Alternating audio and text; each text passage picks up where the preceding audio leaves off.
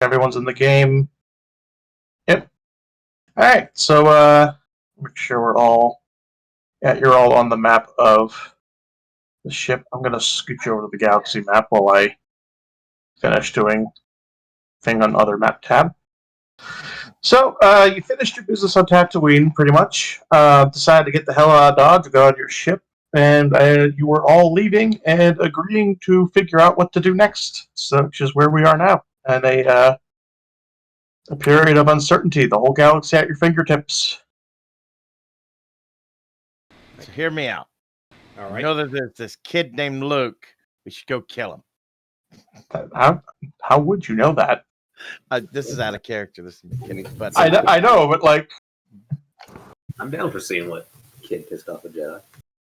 Yes, if this kid pissed off the Jedi that much that he needs to die, then I'm kidding. I Now, like. fuck off. I don't know. It'd be a really interesting adventure. The droid beeps in binary, but everyone can understand that it says, "I like to kill kids." probably not wrong. That would be a heck of a... I have no qualms.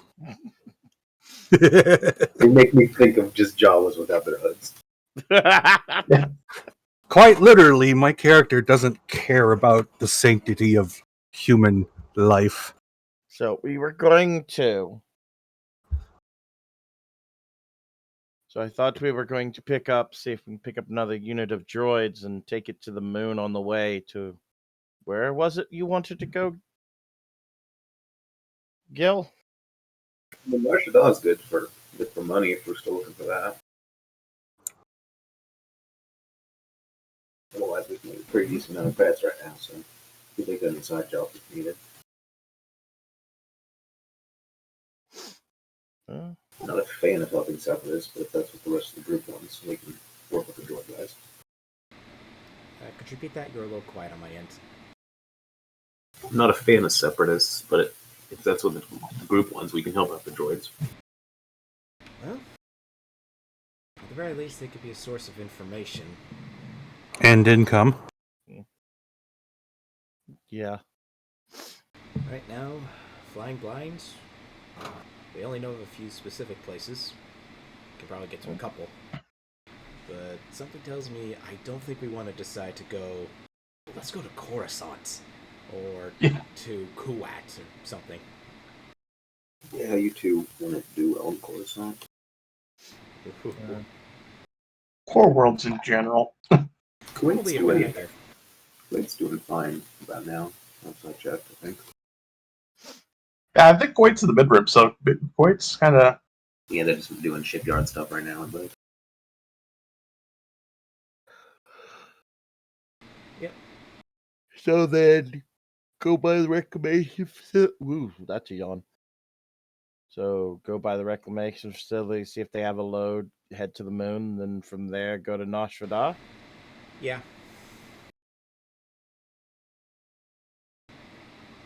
I mean, I think if we're doing this, it'd be better to take our orders from the moon than the reclamation facility, because they seem to be going rogue.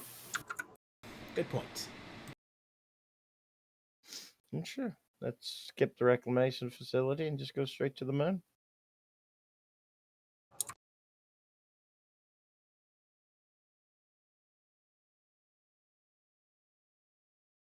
Is that where the facility is? Yeah, I decided, you know, I'm actually gonna put things on the map as you go places. Yep. To give you guys a better idea of like where you've been and shit. That's a good plan. Yep. Where did I actually put the one for the station? The station was relatively... I could have sworn it was... Yeah, it was pretty close by, but I'm just trying to see where I put the picture of it.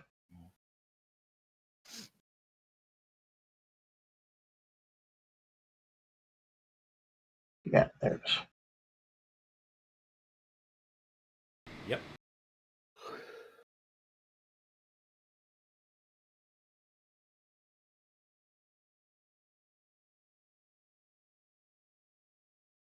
Oh, that one was kind of just basically kind of out. Right over here in the middle of nowhere. Yeah, that seems about right. All right, so we're gonna head over to the repair yard then. Yep. Seems to be the Yep. consensus. Mm-hmm.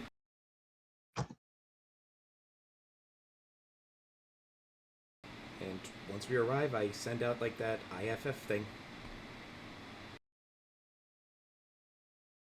Do not want space combat just yet. And just see. Well, it's gonna take a while to get there.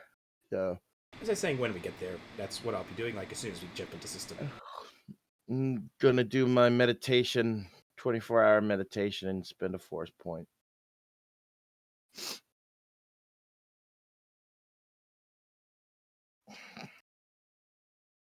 There it is. It's like, I know I saved the PDF somewhere. Where the fuck did it go? And why did you open a Microsoft Edge? I've already told you not to open a Microsoft Edge. Whatever, it's in Edge now. Okay. You like Edge? Okay. I don't like Edge. I use Edge is on Edge. fire. I only use Edge when I'm streaming, and I'm not even sure I'll be doing that anymore because Firefox was taking up way too much RAM. But now that I've doubled my RAM, I don't think that's going to be an issue anymore. I enjoy Edge. I've got no issues with it. Yeah, I don't have really any issue with it either. I just like Firefox better. Fair enough.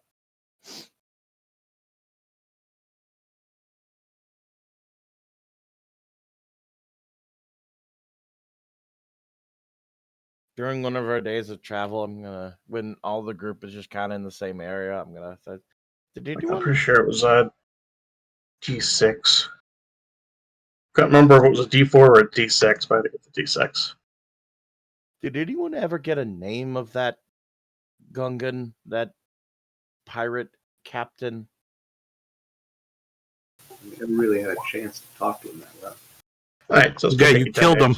days. Huh. It takes you 10. It takes you 10 days to zip on over. Mm-hmm. Just gonna let that one hang in the air. Does his data pad have any names on it? Yeah. Did the data pad have his name in it or anything like that? Any information on it? As a matter of fact, it did. Let me pull up other thing I forgot to open ahead of time. Here's my drive. There's my drive. My new handy dandy NPC relations spreadsheet. You identify that the journal claims to be owned by someone named Dard Foud. At least that is how he has chosen to identify himself in the data pad. You really don't have any way of confirming that other than just the word of a data pad of a pirate. That's the spelling for anyone who cares. Besides the Sounds right. besides the day that I spend to meditate and correct and go over the violence I caused, the other 8 days I'd like to go over the fully go over the data pad that was apparently a training manual. And Partly. Yeah. is there anything of value in there, or is it simply like basics and dark side philosophy? So you're going to spend time analyzing the data pad. Okay, so the first thing with the data pad is it does seem to have essentially sections of data on it. It has what is essentially appears to be a kind of a hacked up bit of information, almost like he took it from another source and just kind of picked and chose the pieces he wanted to keep. Information on dark side force powers, personal introspections on the dark side, and the force in general. Outlines of sort of like daily training logs, things like that. It doesn't have a whole lot specifically about the Imperial Inquisition, other than just mentioning here and there. You see snippets clearly taken from some sort of like a handbook or something. With wording somewhere on the lines of like all Inquisition students should bear in mind that when performing this action, blah blah blah. Like kind of very textbook informational stuff, like you'd give to a student who's studying in terms of like lightsaber combat and proper utilization of force of a handful of basic force powers and a couple dark side powers that you recognize. Sort of the general descriptions of. Other than that, there's not a whole lot there as far as the force stuff. It seems like he definitely went out of his way to sort of avoid putting too much in there. Okay. Besides just sort of basic reminders to himself, almost as if there was a conscious effort not to have any direct information about the Inquisition itself. Okay. So you could theoretically use it to learn certain dark side powers. Should you so choose to go down such a dark and forbidden road. It has cookies. It also could theoretically be used to help sort of hone your ability with the lightsaber a little bit. A lot of it is stuff you'd already know. There's not a whole lot of advanced technique in there. Mm. It seems like a lot of just beginner basic, like you would consider sort of almost Padawan stuff. Okay. Or even youngling stuff, just the very basic of the basics. Outside of that, there does seem to be sort of an overall just kind of journal that he seemed to have started keeping at some point after becoming a pirate, which is mostly populated with just sort of logs of the day type entries. Uh, the manifests of ships that they've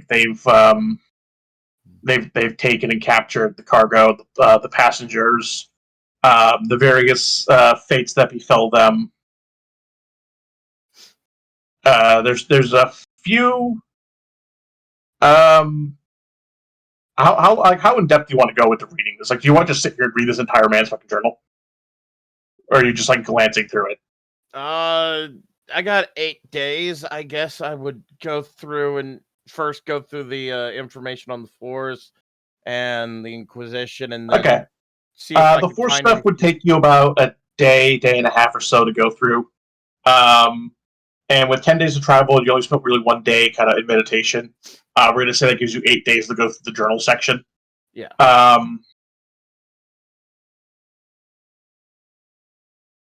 Try to find any useful information, but other than that, do you have gather information?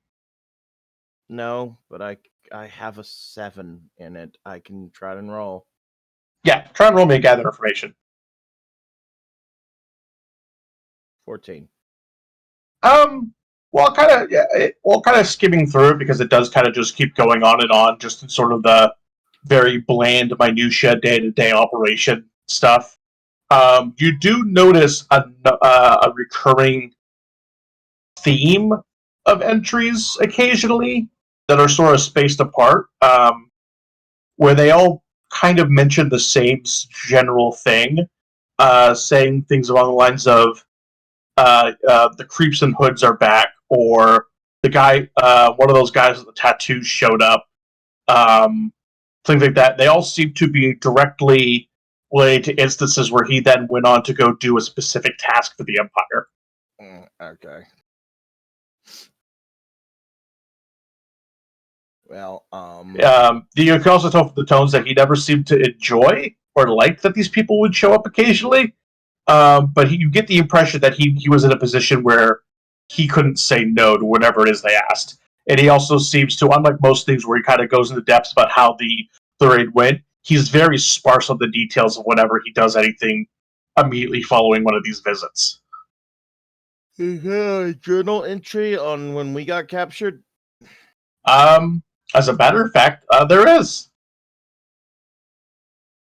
It just more. It's a lot like some of the more open ones. it mentions that they paid off a captain to basically gas his own ship, and then mentions that they then double crossed the captain of said ship, and he was one of the first ones that threw down the mines out of that group.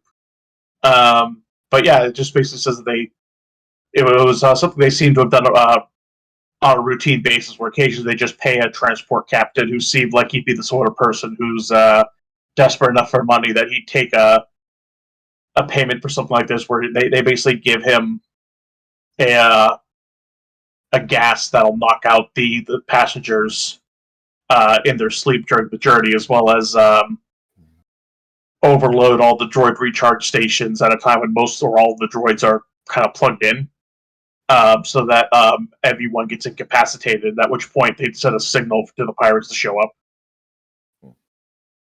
and they have a habit of double crossing the captains who do this. But since word never really gets out that these people aren't getting paid, then just quietly going into hiding, no one's really seen the catch on quite yet. But they also seem to do these very often. Just whenever the mines get low on people. Fair enough. I'm gonna go find Gil. Okay. It'll be about your last day of journey if you've already read all of that by the time you're doing that. Gil? Sitting in a bunk. Yeah. Well, turns out the captain's the one that turned us in. And I point to the last journal entry. The one that gassed us. That he's the one that incapacitated us is all. Anything else in there interesting? Some standard training. He mentions some people from the Empire and not being happy doing jobs for them. But for the most part, no. And then I pull out the red lightsaber. Now I want you to understand, if you light this up, this is a signal. You are on one side of the Force. And it is not the happy side. And I will hand it to him. It's such a reduction, but I love it.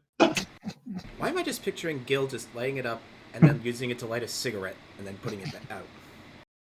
I maybe that would work. This will be a Thanks, message I'll take to it. anyone that sees it. I have no interest in using it in battle. I just want to see how it works. Okay. I may want to get it back from you if I ever figure out a way to maybe change the color. I'm not sure. But a promise is a promise. The coin flip's chance of this isn't coming back in a workable form. So Fair enough. if you want it now, hold on to it. Otherwise, No, you asked for it, and I will give it. And he has the saber now. But when it comes to the journal, I've gone through it. There's not much that's actually important. I kind of just want to destroy this. that's fine. Have the droid give it a once over, make sure it's been wiped so no one can piece anything back together if they put it back. Okay. Well, thank you for your time. I go find Weird's character. Go find R2.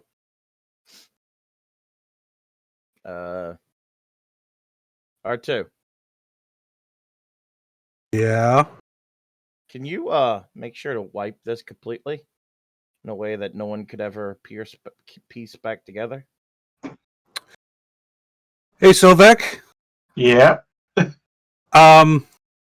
Do I have to make a roll to shoot the data pad? I was hoping this was how you were gonna do it.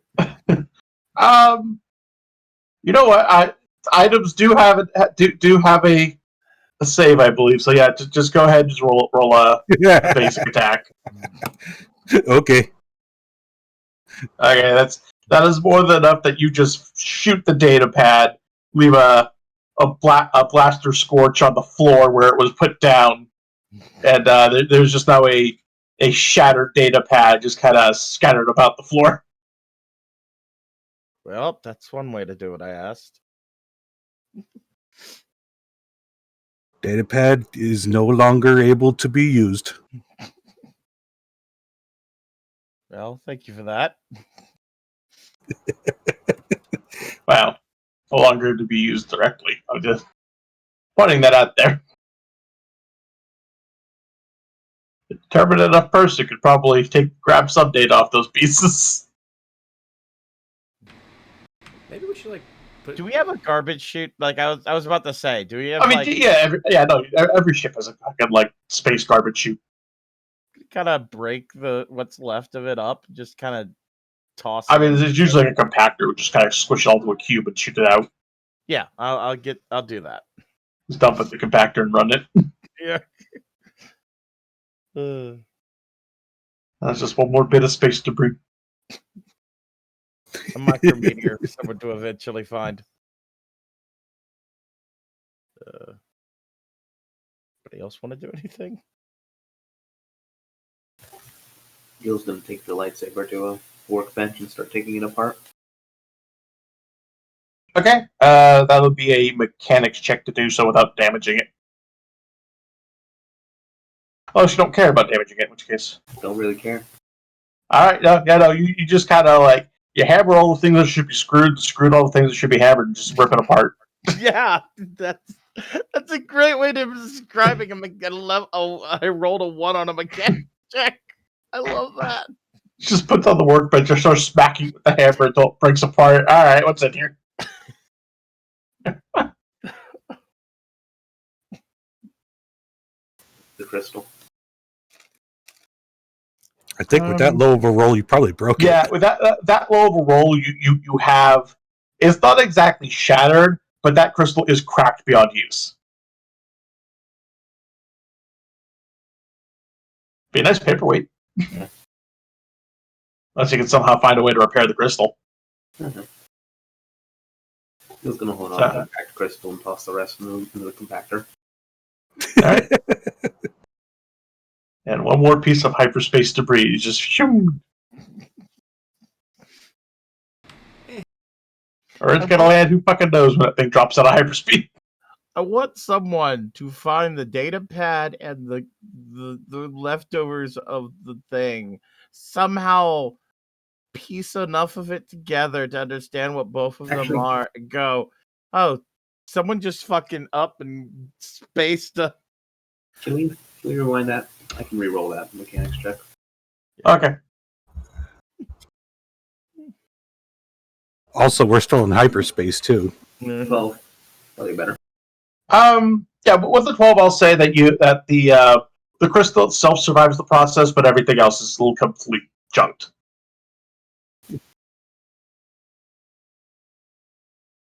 Yeah, you have one synthetic crystal.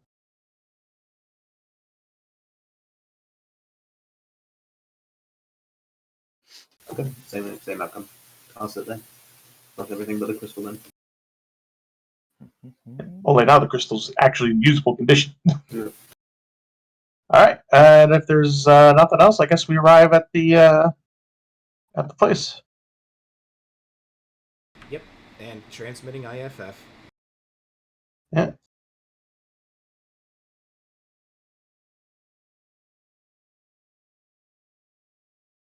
Go. Alright, you come back, same deal. They recognize you. They send the escort out. There's a couple of, so they don't send nearly as many this time around. Just gonna send two to escort you, and while you're being escorted over, they ask how they can assist you on your return visit.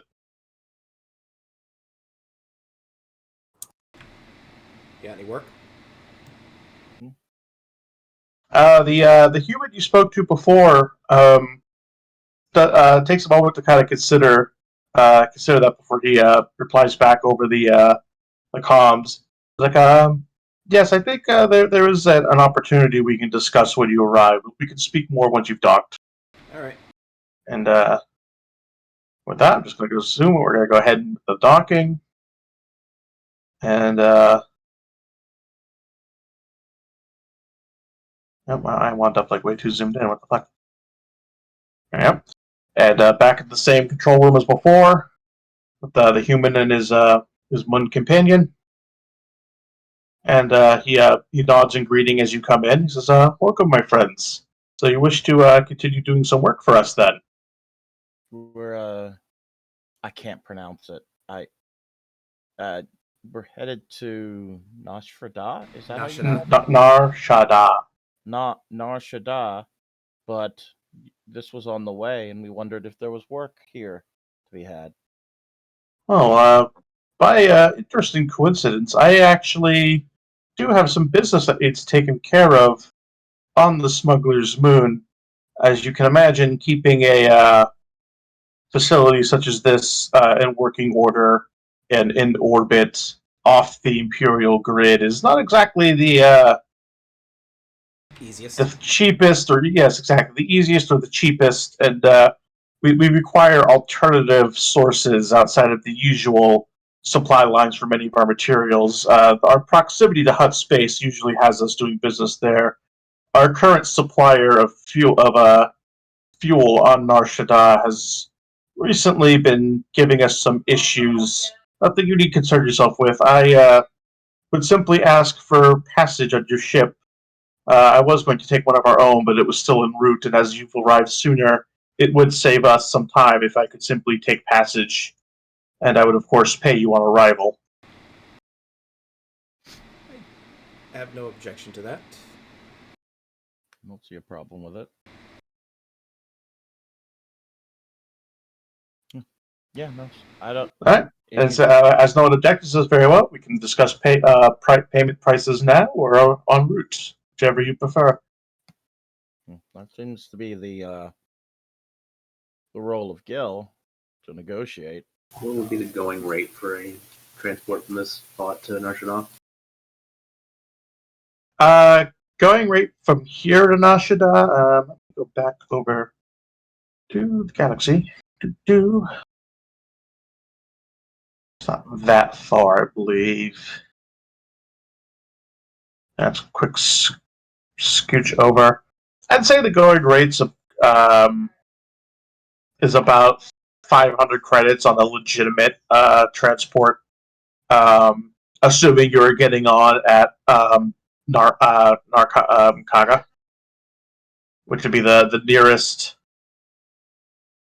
actual sort of port of call for such a run from this location, since you're technically off the beaten path here.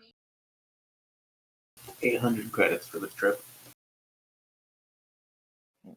He considers the price a moment, looks over at the moon, who crunches some numbers, seems a little bit unhappy, as he clearly can tell that you're going a little above the normal asking rate, but he nods, and the human says, "Very well, it's a deal, 800." Get a bump like everyone else, and that's about it. Don't have any quarters. So. That is fine. That is all I'll need. My associate can run things here while I'm gone. And yeah, holds his hand out, and the mud hands him a credit chip, and he says, "This chip will have your payment. And I'll keep it on my person until we arrive." That seems fair. Well then, shall we go?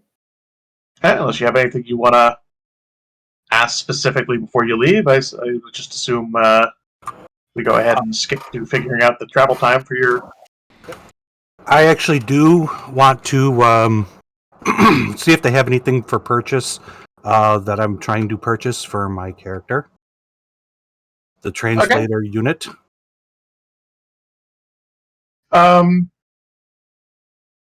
He looks at you when you I'm assuming you're gonna ask him binary. Yeah. He looks at you a moment and calls a protocol droid over, and points at you and says, "Could you please repeat that for the droid?" I ask him about a hold on, I need to find the translator unit and dark vision module. The protocol droid translates it. The human just kind of smiles a moment and strokes his chin. Says, "That's some very specific hardware you're looking for, little droid." I believe I can accommodate you, but perhaps payment should be rendered through an additional service. Perhaps if you and your companions would agree to accompany me on my meeting once we arrive, just as muscle, just in case anything should go wrong.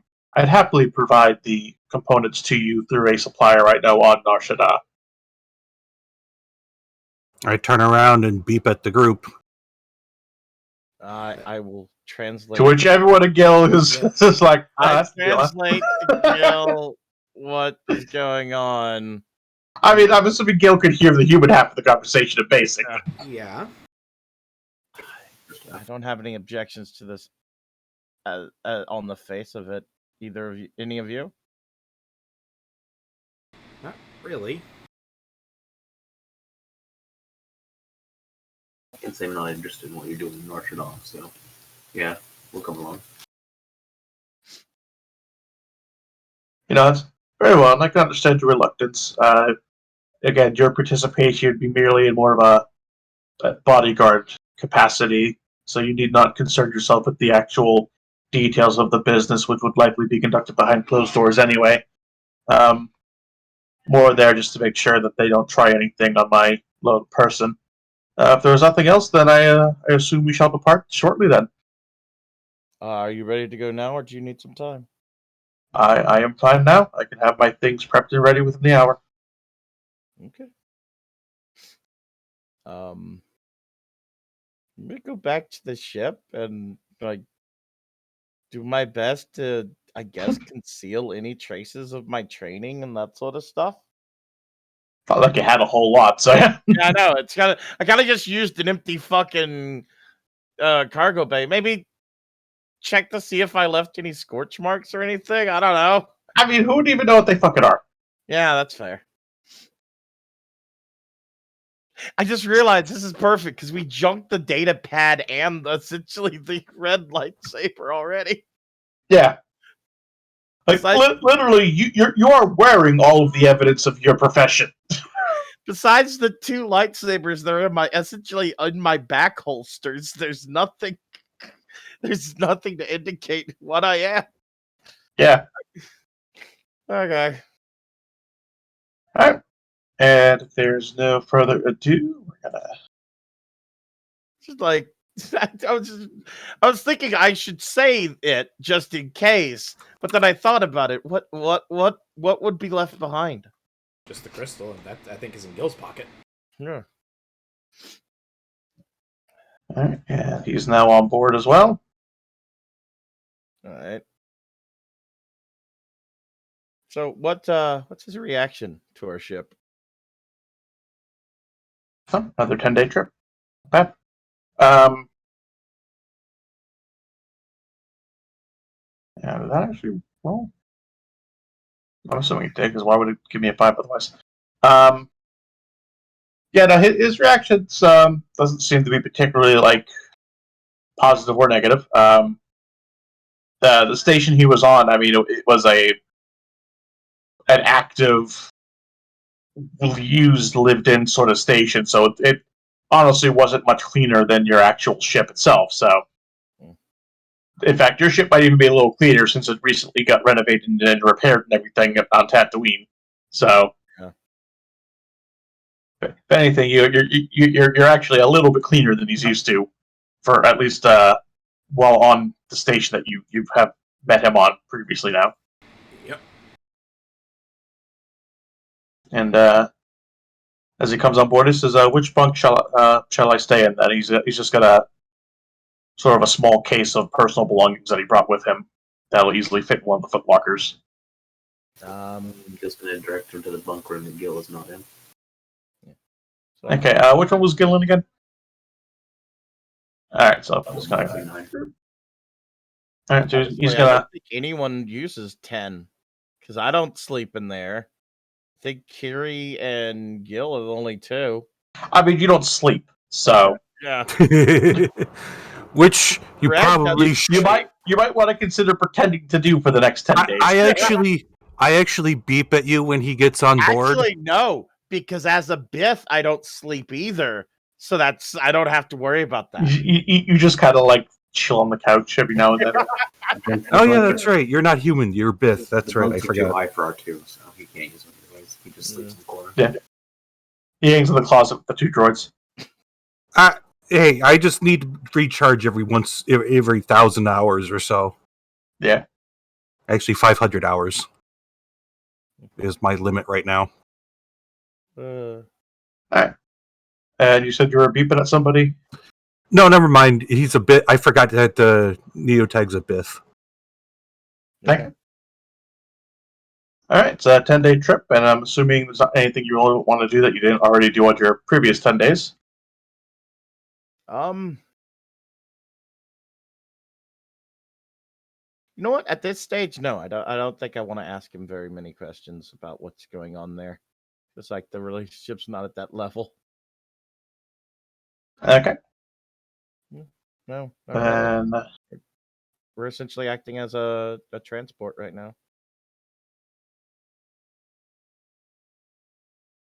Does he ask us any questions or anything, or is it just like, no, I'm a passenger? he mostly keeps to himself in the bunk. Certainly, if any of you happen to engage him in small talk, he kind of engages back. He But, respects. He respects our privacy and all that, right? Yeah, no, he's not like going out of his way to be nosy or anything. Or he spends a lot of his free time if he's not on the if he's not in the actual bunk room, he's just kind of containing himself to sort of the couch lounge area.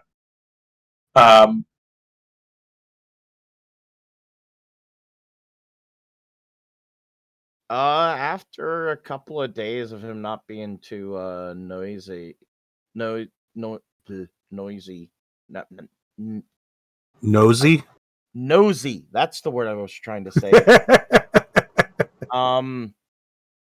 I guess I'm going to try to do forced meditation in the cargo, but no lightsaber training or anything overt like that. Like, Okay. nothing that looks different, I guess, from the Bith, but the purpose is different. I don't understand. Is there a difference when it comes to this sort of meditation? Or would it look the same as my essentially Bith trance? Yeah.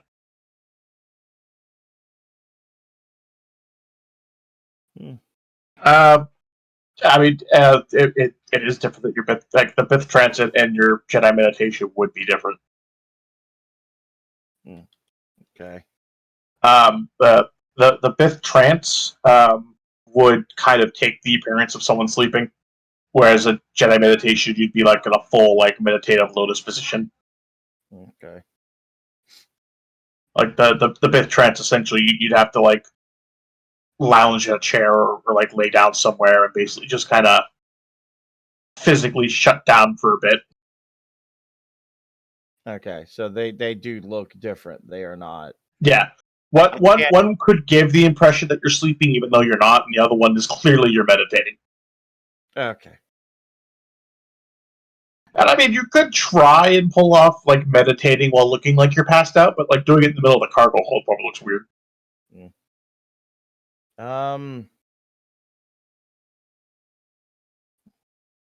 Fuck it. If a question gets asked, a question gets asked. I'm gonna.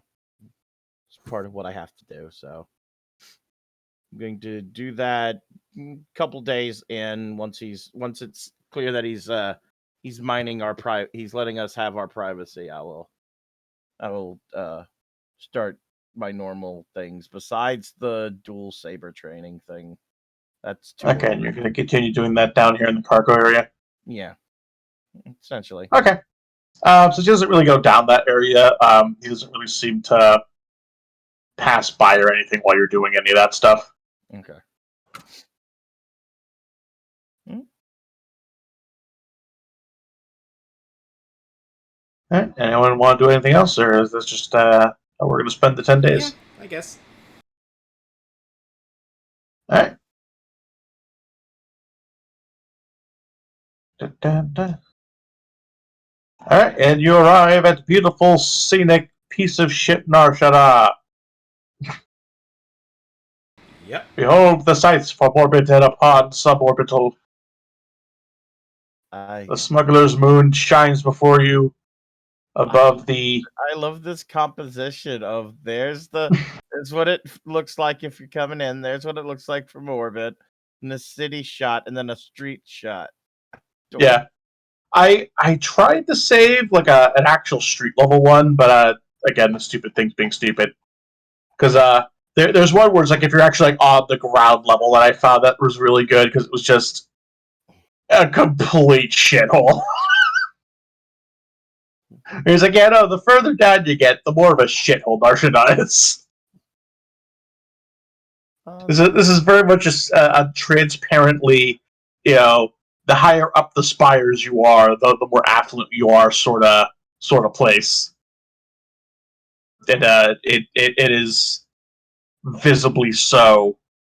Sort of as you approach, there's so much traffic that there isn't even sort of a traffic control like contacting you as you come in. It seems to be almost a free for all of traffic, of ships coming and going, with individual ports and docking pads kind of handling their own affairs at varying levels of efficiency and officialness. So the question now becomes, where exactly do you want to try and dock? Yeah, does he have a place he prefers us go? Yeah, if you do ask, he does point you in the direction of one spire in particular. He says it doesn't really matter where on the spire or nearby that you land, as he can easily procure transport among one of the many sort of taxi services that are on Nar Shadar to get to the specific place he needs to go. Beyond that, as far as just from a piloting standpoint and just from what you guys notice, the higher up you try and basically land, the much more official things are. They're very much sort of the kind of places that are asking for ship identification. Are you carrying any contraband? Things like that. Like a lot of the stuff you wouldn't expect a place like Nar Shadar to ask. And honestly, you get the impression that they don't necessarily care if you lie, but they're still asking it as sort of the face of the place. The further down you go, the less questions are asked. And near as you can tell, there seems to be no one monitoring like the lowest level like landing platforms. You assume you could if you land down there, you could just pick a platform and land without telling anybody.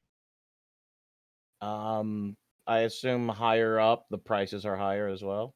The prices are higher, and there's also more guaranteed security, which is the trade-off. Where the further down you go, basically first come, first serve, free for all. There's really no guarantee that someone isn't going to come and try and steal your ship. Oh, joy. So, yeah, you can pay for security, but have to deal with questions. Or you can deal with no questions asked and have to provide your own security. Well, we do have those. And there's varying levels of happy middle along the way. We do have our two security droids, which I have been making sure are functioning properly.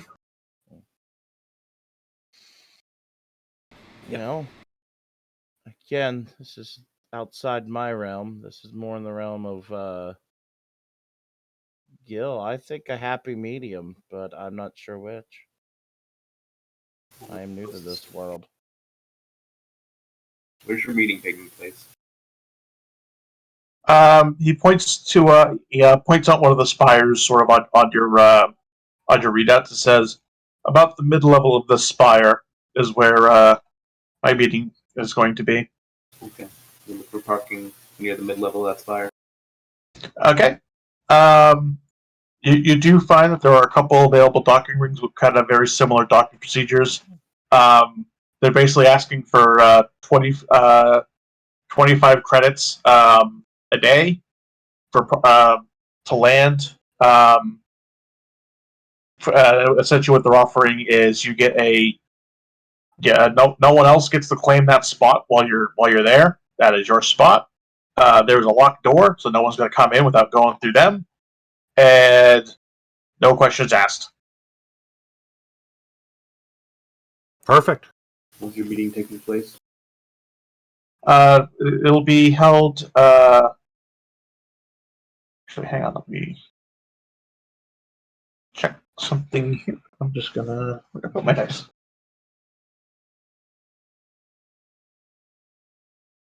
Is this the one I want? Yes.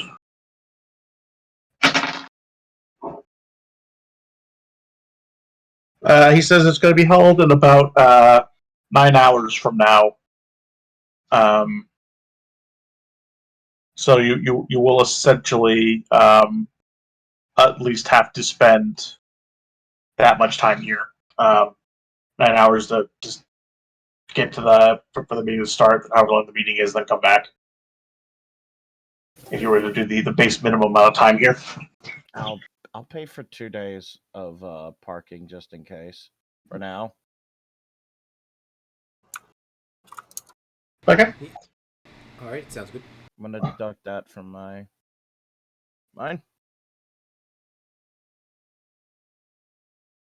So that's 50 credits. Yeah, that's 50 credits for 2 days. All right.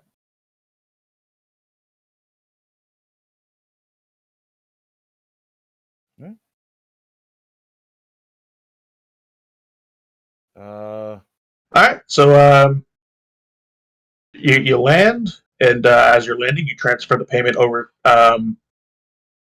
As he does not do physical handoffs, and you land, and you now have free reign of your for the next 2 days personal docking facility. What's And you have 9 hours to kill before you have to go to this meeting. What's in the area? And the guy's gonna hook me up with the supplier after his meeting, right? Correct. All right, then I'm just gonna spend the time to go over the ship for general maintenance. It's Make sure everything's not gonna break. So we'll take that payment now. All right. He says, of course, and pulls the credit chit with the 800 out of a pocket and hands it to you. Send 200 to each of us. Yay. 200 each. Where's the meeting taking place? Is it a place we can scout out? yes, I feel like that's a good idea. There's a individual who runs an establishment about an hour from here. I can certainly point it out to you if you want to try and get an idea of the place. Sure. Where's the spot? Okay.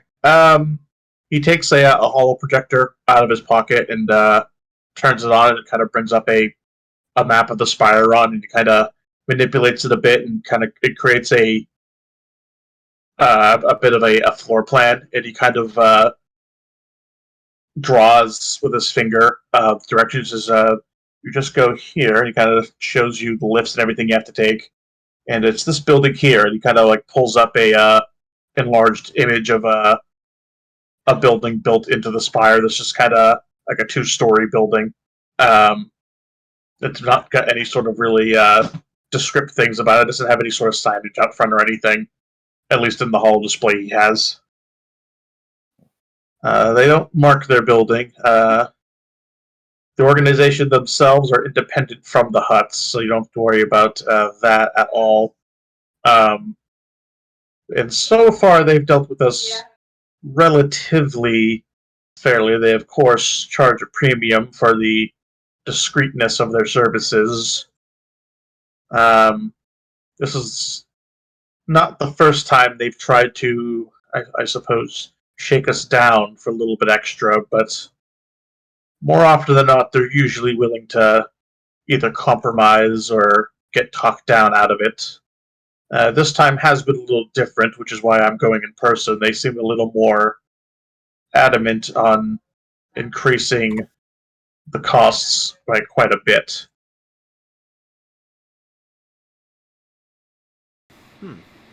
Well, then I think we should take a look around first. May as well. All right. Okay. If you're going to go, then that'll just be an hour to get there. And you see the building. And it looks just like in the Vall projector. It's just a sort of a nondescript, kind of squarish, rectangular building. There's plenty of other things nearby that are relatively kind of busy. There seems to be a few kind of just general different kinds of shops. There's a bar, but this is also Nar Shadar. You seem to have noticed there's a bar almost every 2 blocks. Can't say I'm surprised. This seems like, yeah, this seems like a kind of place where that's not too commonplace. And unlike most places, this doesn't have the bright neon color signage that you're used to, so it does kind of stick out as this sort of blank gray monolith of a building and sort of a sea of bright neon and eye-catching signs advertising various deals and wares inside their respective establishments. On the outside, you're the only door you notice from the side you're on. There just seems to be 2 kind of gruff-looking humans just kind of standing and watching people going by.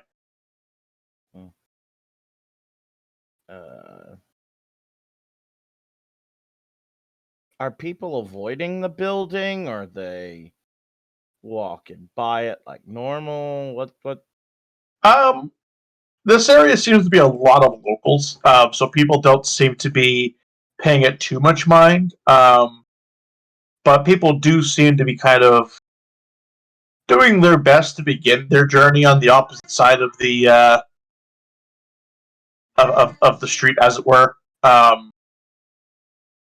No one's really approaching near the building for the most part. You want to stay and watch to see if anyone does, or? I was just wondering if the crowd seemed to be known to stay away from the building or not. No, the crowd doesn't seem to go near it, but they don't also seem to be going out of the way, almost like they're kind of used to not going near it. Like these are very well established routes these people seem to be taking. It's a lot thinner of a crowd than you got near the spaceport, for example, which is kind of what lends sort of the local vibe where you're kind of deep in the heart of the spire now. And everyone who's walking by already knows not to go near it, so it's not like they're suddenly being like, "Oh man, I'm too close, I gotta walk away." Like no one's like walking too close and backing away. They're kind of just giving it a wide berth from the word go as they kind of come into sight and go about their business. You mentioned there's plenty of bars in the area. Is there one anywhere near? Yeah, there is one that's directly across from what appears to be from the main entrance, which is the one that you seem to be watching. Should we go get a drink? May as well. What? Sorry, I didn't hear you, Kieran. I said may as well. Keep an eye on your drink. See the guy. Keep your eye and make sure you actually see him making it.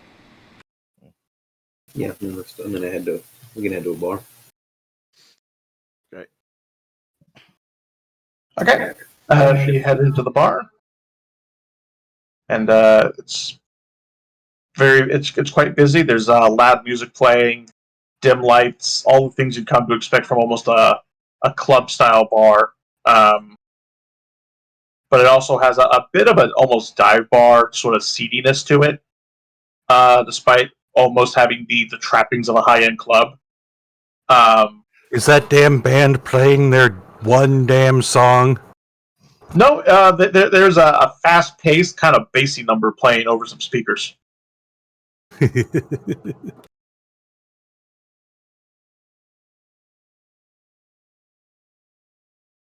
least it's not that doot song.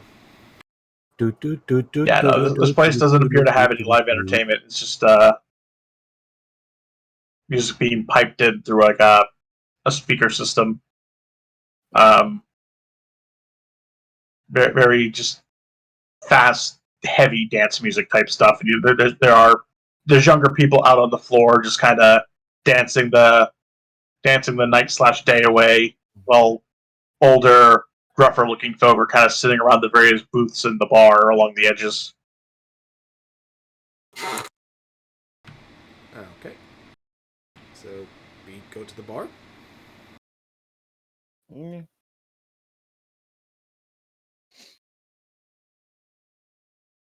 Yay? Nay? Yeah. All right. If there's no objections, you go to the bar. Bartender looks at you like, "What can I get you?" Does the bartender refuse my droid service? No. Oh, good. In fact, looking around, there are other droids around. That's good. In fact, there seems to be quite a few different kinds as well, and not all of them seem to be accompanied by somebody. Oh, that's good to notice. The planet get lost in. Sorry, what did you say, Flux? You're being very quiet. Yeah, I can barely hear you when you're at 200% on my end.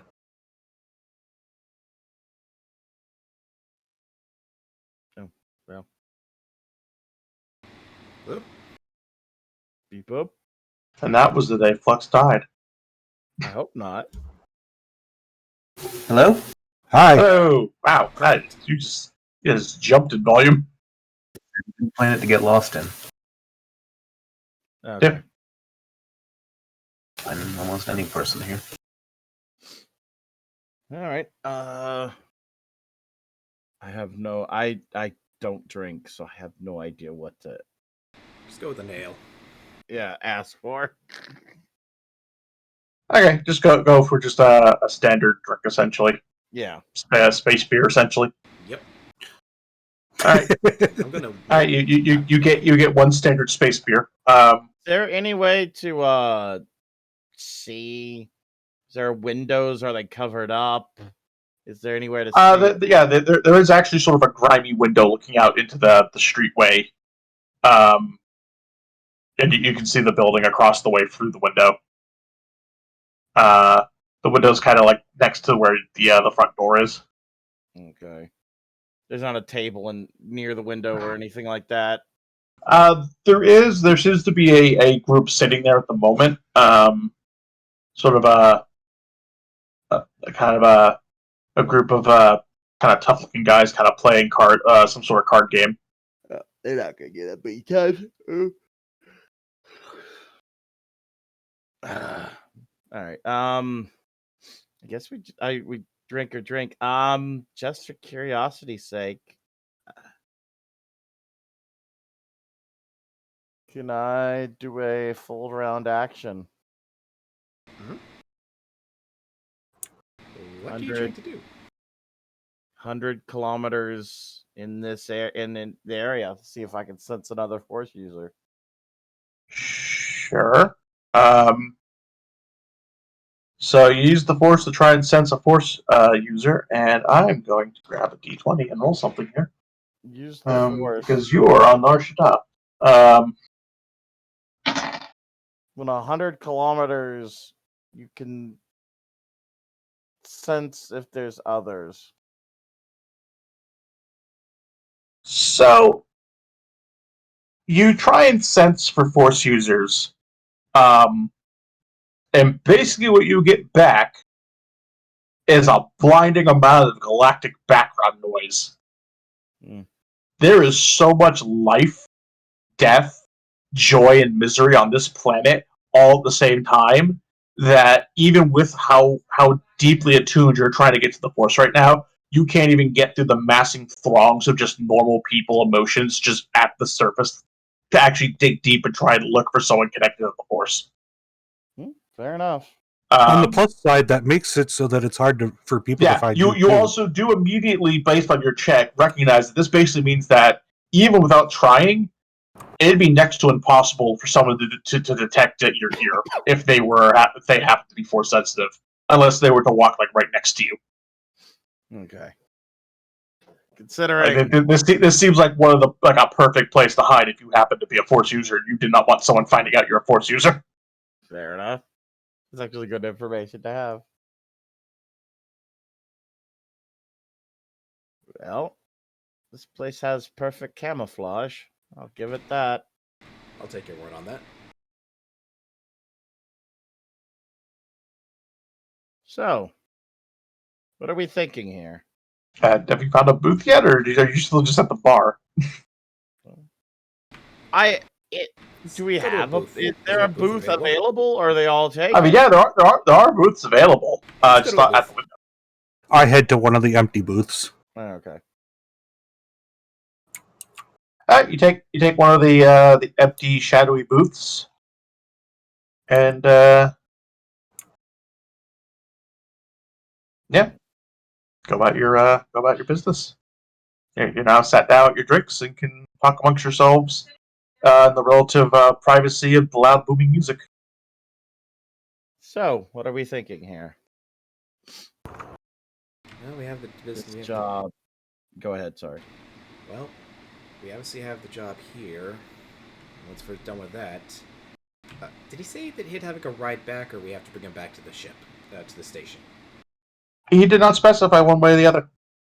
He basically just booked one way passage with you guys, and in exchange for getting Red his components, he asked you guys to basically accompany him to his meeting Yep. and make everything's sure that peaceful. everything was on the up and up. Well, we know where it is. I'd suggest trying to get around the building maybe a half hour before it starts, and so that way we can walk in with the guy. I mean, he's essentially asking us to be his bodyguards, so we're Yep. going to take him to the building Mm-hmm. as well. So, Yep. I mean, more general. What's the plan? What are we going to do? What are Well, we thinking when it comes to work? Make more money.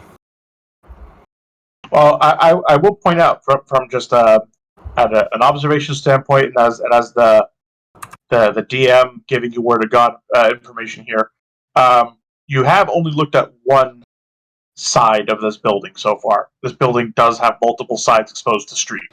good point. Oh, okay. Actually, should go around it. This isn't like there's a giant wall. This building is just one part of the giant wall. I'll be honest. That's what I thought. This is this is a freestanding building that you're scoping out essentially. The way you described it, I was picturing a building like a tubular spire, and then there's just this building that's partially jutting out the spire. Yeah, no. Sort of the way Nar Shadar's architecture works is it is a series of spires with platforms extending out from them in varying degrees. And these platforms contain various buildings. And the platforms all kind of interconnect, thus interconnecting the spires. Okay. So it is a series of large vertical neighborhoods, towns, and cities essentially all interconnected across the one side of this planet, or moon rather. Okay. Okay. Kind of like a smaller Coruscant. After we finish our drinks, we should take a look at the other sides, I guess. Yeah.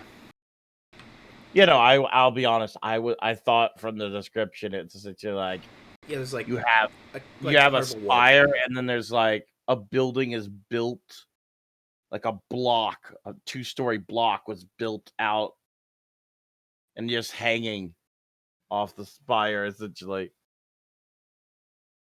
But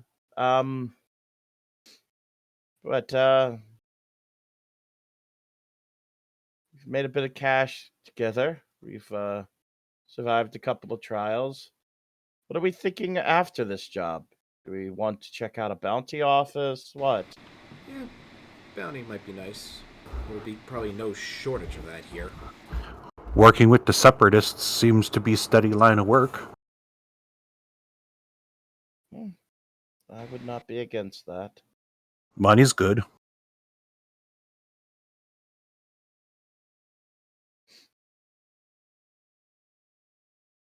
Waiting on Gil to speak up, honestly.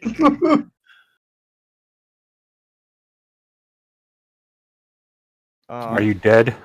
I hope Flux isn't having issues with his sound. No, I'm fine. Oh. Yeah, the separatists are decent money. Just drop to the group.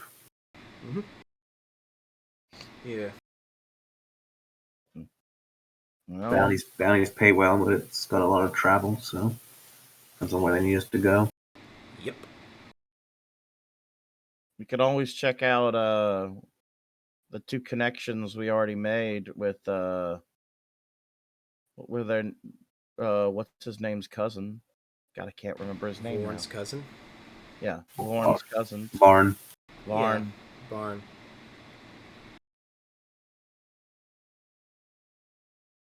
Barn.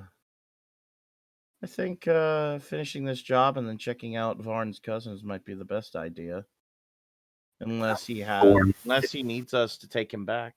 Born's cousin. Barn is the cousin. Oh, Yeah. Vorn. Sorry. Vorn. Yeah, let me get my sheet back up here. Yeah, Vorn is the guy you met on Tatooine. Barn is his cousin who's the junk dealer. Vall is his cousin who owns the casino. And if that is the reverse of what I said before, I don't give a shit. I have a hard enough time keeping these names straight. That is what it is on the spreadsheet, and that is what it is from now on.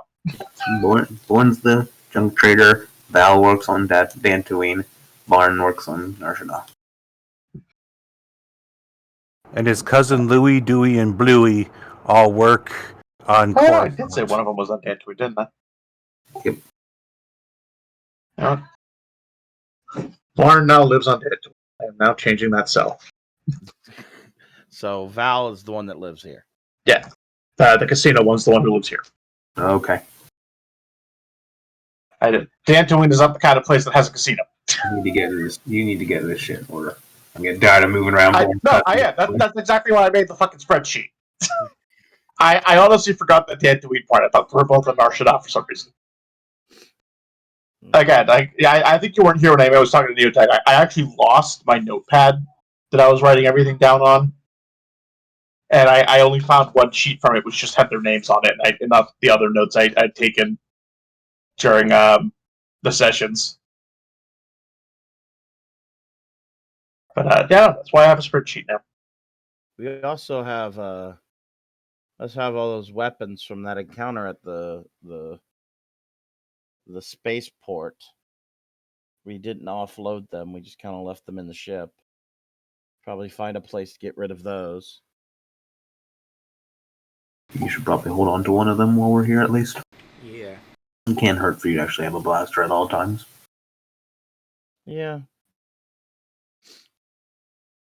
I will. I figure maybe keeping enough just for like a replacement in case something happens is good. Yeah. I think there was like 5 blaster pistols as well. So now I'm looking at it now. Yeah. 5 blaster pistols, 5 no. Blaster pistols were 2. There it is. Probably a good idea. Be less conspicuous to have a blaster than just be walking around with no weapons at all. As far as most people would say. Oh, I have a question, Sovek. Yep. Do any of the droids in this bar appear to be outwardly armed? As a matter of fact, get me a perception check. Okay. Oh no, he's trying to find his revolutionary brothers. Stop him now! Oh, there you are.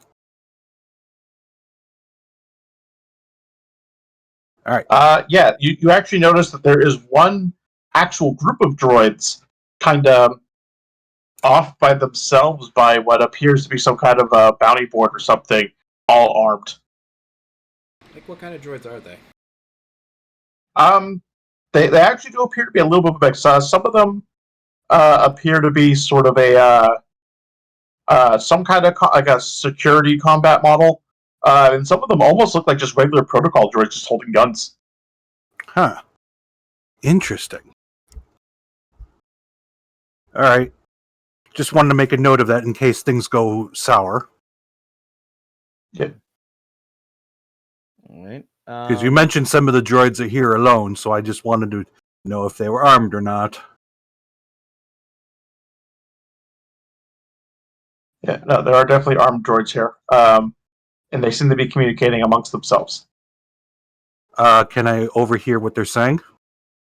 Roll me a different perception check to see if you can listen in on what they're saying. They're kind of rapidly going back and forth in binary. You can't make out details, but you do catch a few sort of repeated terms here and there. They keep obviously they keep referencing the word bounty a lot, since they do appear to be looking at a bounty board.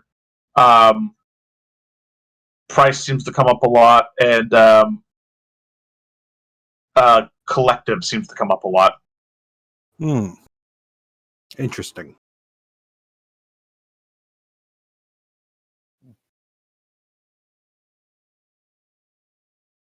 Oh wait, I have a dark vision module already. Why the hell did I not have that?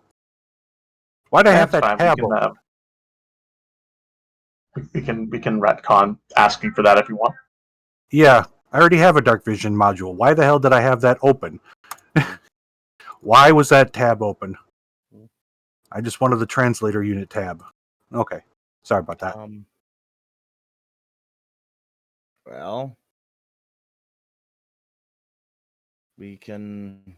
I guess we go back to the ship. If nobody wants to check like the bounty board or anything. The bounties, like, are they like on planet or are they like out of system? There's a mix. There's some on planet hut bounties. There seems to be a very very small Imperial bounty section, which near as you can tell, no one seems to be touching.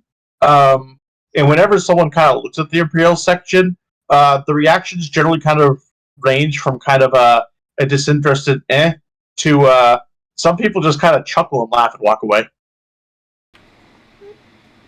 Let's take a look. What exactly they got? You get the feeling that no one here actively goes after the Imperial bounties. They just kind of keep tabs of bounties on people they know. Like, kind of like a badge of honor. Like with a yeah. With a data kind of, I kind of think One Piece pirate rules. Okay, so like. Look, the Navy wants. This is a crazy question. Like, this is like a lore type question. Like the bounties themselves, they're like on a screen or something, and then they or on individual data slates or something. They're on a here. They're on a screen. It really varies based on the place you go. Okay. For example, the bounties that were on Tatooine, some of them were on a screen. Some of them were kind of like on like almost like a corkboard type deal, where it was just sort of paper bounties, kind of paper just plastered up on a board.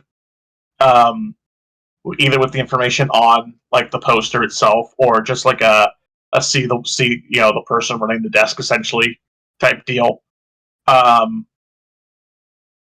Here it seems to just be sort of an automated board that's kind of scrolling through, and if someone kind of walks up, they can kind of take control of it, and then when they walk away, if no one puts any inputs in for a while, it kind of resumes scrolling where it left off.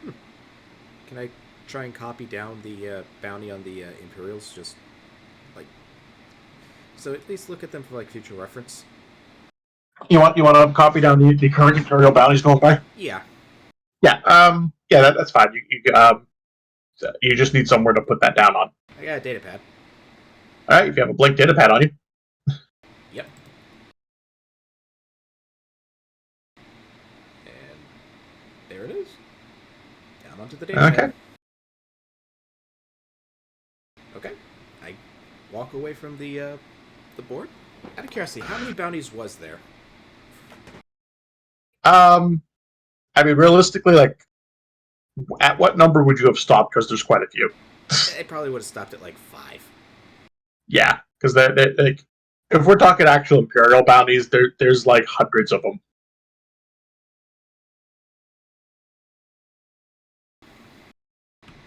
Okay. Like hut bounties, they tended to be in the dozens or so. There's a handful of like local stuff, and then there's just like the hundreds of Imperial bounties for like things all across the galaxy, just sort of on a blanket galactic board, essentially. Is there anything local that looks, I guess, interesting? Define interesting. How do I define? Something where the price tag doesn't suggest it might be dangerous. Something that looks like our crew could handle it. Something that has a decent reward. Something maybe that's finding an item, not finding a person. Okay, so you want morally non-dubious bounties, essentially, that are local and are not things that are sketchy and that your little Jedi self shouldn't shy away from. Is that what you're asking? No, I don't mind if it's sketchy. I'm just maybe bounties that aren't, hey, I want this person dead. I want this item found. Or something like that. Let me. Bounties that aren't kill bounties. Things like that. You do find one bounty that doesn't seem to be a beat up or kill random person bounty. That's really assuring. And it seems to be someone. It's literally a drug ad. It's someone looking for drugs. It's someone looking for a red sand dealer. You expect to find something not dubious on the planet? You are in. No, I didn't The say not smuggler's dubious. move. I just meant not a, hey, I want you to go shoot this guy in the face bounty. Yeah. So no disintegration wins. I'm going to say this, Neotag. Welcome to Nar Shadar. It's like all of the worst parts of Gotham City cranked to 11. Fair enough. He's going to finish his drink, go up to the bounty board, and look at the highest bounty. The highest current bounty on there is listed as a seditious individual currently wanted and at large, whereabouts unknown. Last seen fleeing Imperial capture. And hang on, pull that galaxy map again. Just kind of pick a random fucking place here. Here. And I'm gonna zoom in. Pick a planet. Last seen fleeing Randon. It lists them as a former senator who has voiced anti-imperial sentiment. Hut bounty? That is a straight up imperial bounty, but if you want to see what the highest hut bounty is, Yes. the highest current hut bounty is for someone who recently tried to assassinate one of the huts on Slaheron. Seems to be against a bounty hunter. It's believed that he's still somewhere in hut space. And they're taking any information. It will pay. They will pay accordingly if the information leads to his capture, but his actual capture is currently paying out 50,000 credits. If you kill him, they'll still give you 40,000. That's quite a lot of credits. Yep. Is it just he's in hut space? It's a bounty hunter, or is there more information? Yeah. That's currently all the information they have, which is why they're paying for information as well. Can I have a name or anything? The only name they have is. A moment. I'll write down this price before I forget it. 50 alive.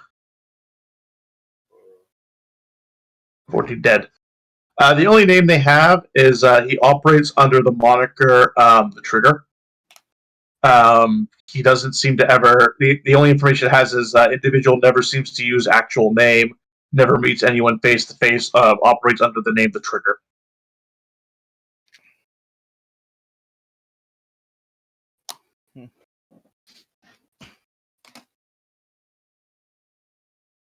Was the fleeing senator?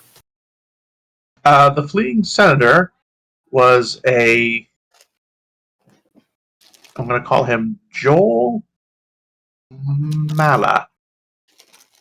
They're listed as a human senator who represented, I don't know, some random mid-rim world. I thought this. Oh wait, no, the Senate wouldn't have been disbanded yet. Yeah, no, the Senate will not be disbanded for several years. Yeah.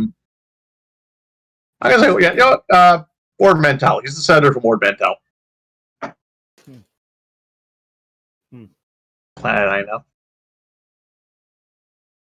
Fuck What was it. his name Second again? highest hut bounty. And More information. his bounty. Hang on, I'm still doing the one that Flex wanted. His Imperial bounty is currently set at 100,000 credits.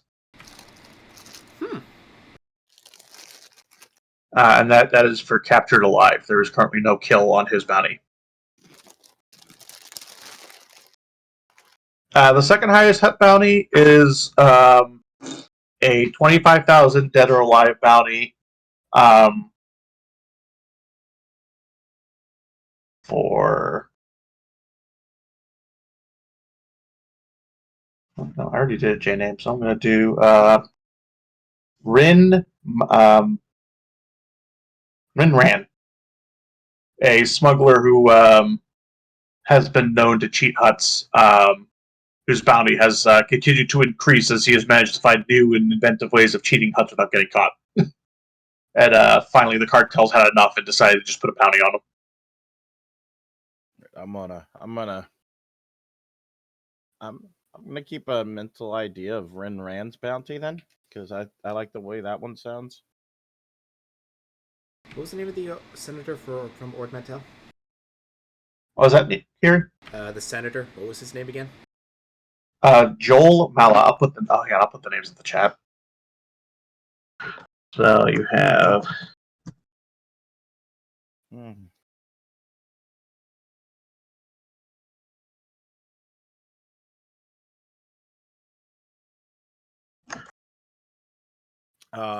What it I know you're typing, but what information do they have on Ren Ran? Just that they are they're a smuggler currently known to be operating across the galaxy. Has recently stopped operating in hut space since the introduction of the bounty. And they have the species listed down as I don't know. Go to the book and let me just pick the first thing that sticks out to me. He's a Keldor.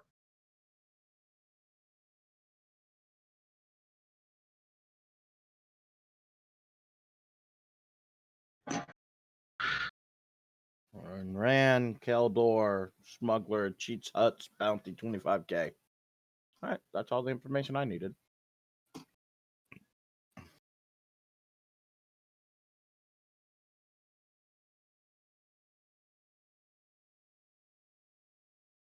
And then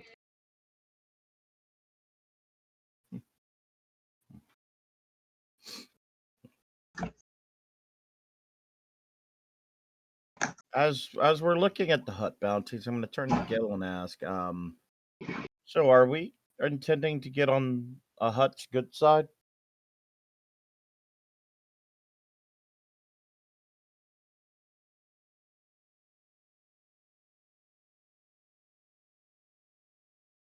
I don't know. We all just seem interested in the bounty board, so Yeah. look at what the big prize are. No one seems to be. Yeah. No one seems to be super easy to find. Otherwise, I can just. If we're really looking for jobs, I can just put out some feelers and see if we can get a smuggling job. Yeah, that seems like a better idea right now. Though do think keeping in mind the top 3 hut bounties might be just, Well, only 2 of these will have bounties. One of them was an Imperial. Oh, what's the 3rd highest hut bounty then? The top 3 God bounties. fucking damn it. Sorry. I am literally making these up off the top of my head, you jackass. 10K alive. Soul man. Human. Ran off with some guys, some hut's like top guy's girl. He wants the guy back so he can beat the shit out of him.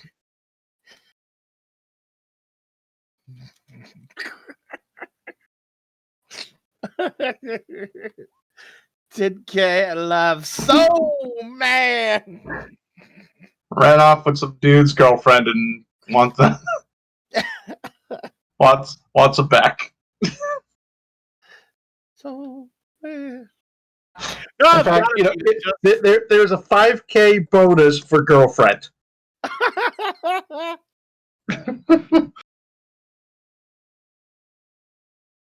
For girlfriend, alive or dead.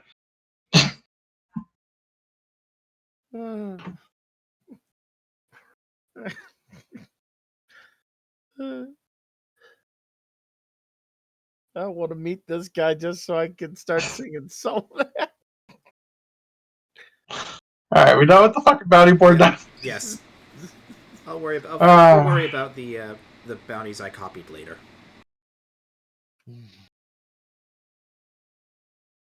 Okay, alright, so you finished with the bounty board. I'm assuming by now you've finished your drinks. Is there anything else you want to do in the bar? I can't think of anything for myself.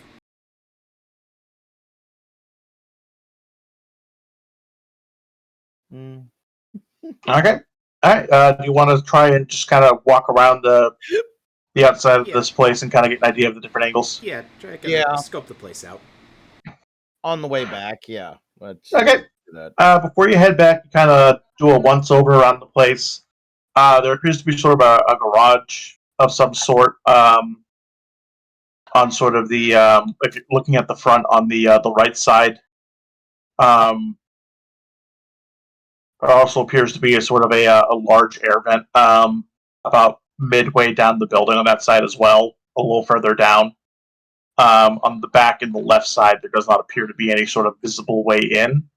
And on the second floor from the outside, the only thing you really notice is that they're on the back side and on the left side, there's sort of like a big sort of observation window set up.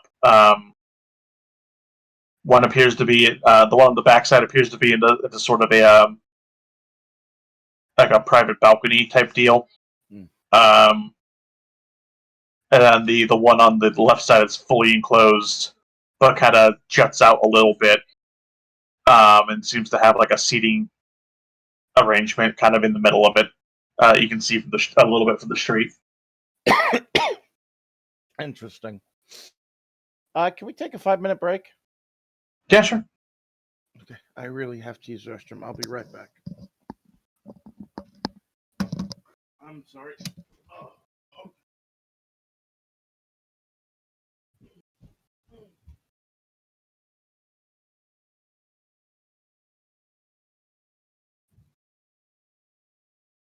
All right. Thanks to remember going forward. Now I need to make a spreadsheet of top bounties, so that next time you ask me for bounty information, I got a spreadsheet I can go to. Yep, and like I said, I'll ask about the bounties I copied later. That's fine. I figured we were just going way too much for the bounty, so I figured I'll wait.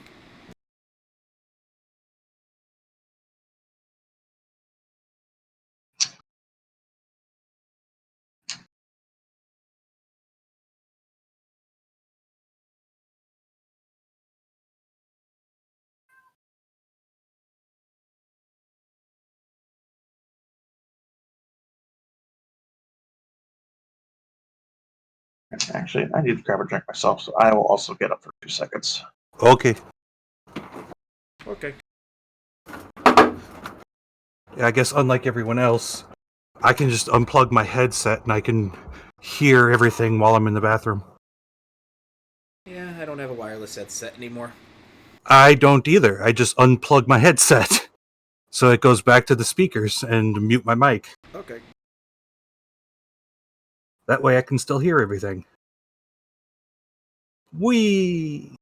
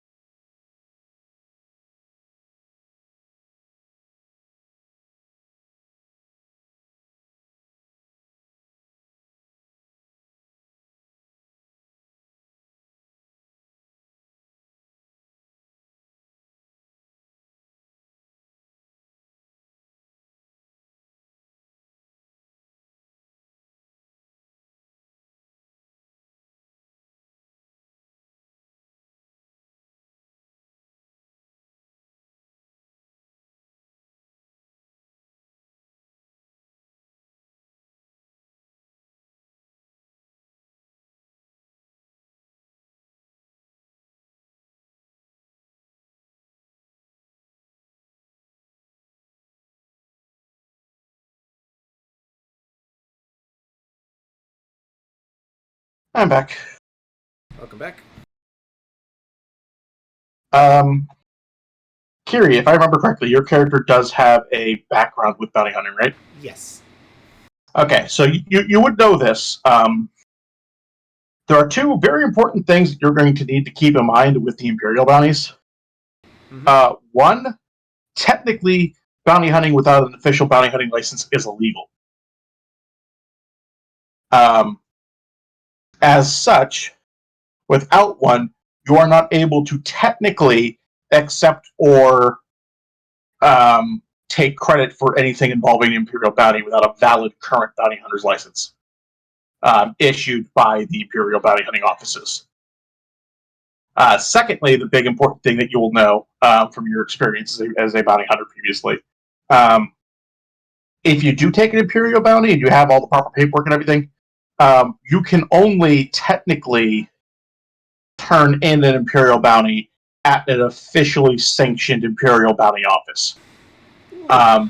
There are bounty offices that aren't under direct Imperial control, which are sanctioned, especially on the Outer Rims. But essentially, under most circumstances, unless you want to get scalped by the bounty office, you have to make sure the office is officially sanctioned. Otherwise, you could theoretically go to an unsanctioned one and collect an Imperial bounty, but they're probably going to collect a finder's fee for having to then take your bounty information, go to the Imperials to claim it to get their money. Okay. And theoretically, I would know how you'd acquire said license, correct? You would know how to get said license. You get said license from an officially sanctioned Imperial bounty office.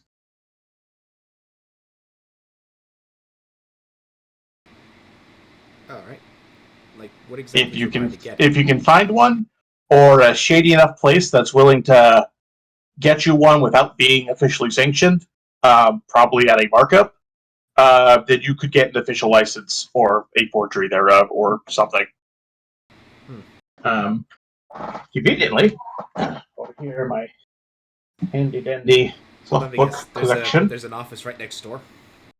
No, I happen to actually own a copy of the Bounty Hunter Code, which actually goes into detail on how Imperial official bounties are handled, as well as a little bit on how unofficial bounties are handled. And since there's not really any real rules for it in sagas, at some point between sessions, I'm going to kind of go back through this book I have and find a way to kind of work it into the system. Yeah.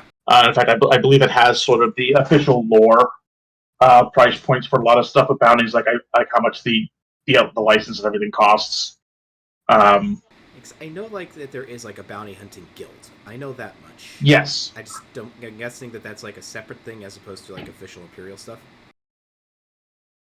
Or with Sorta. The Bounty Hunters Guild acts independent from the Empire, but under their blessing, essentially.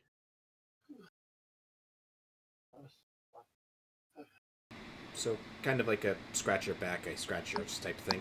Yeah. Essentially, not every bounty hunter's in the Bounty Hunters Guild, but being in the guild has its own set of benefits, but also its own set of rules.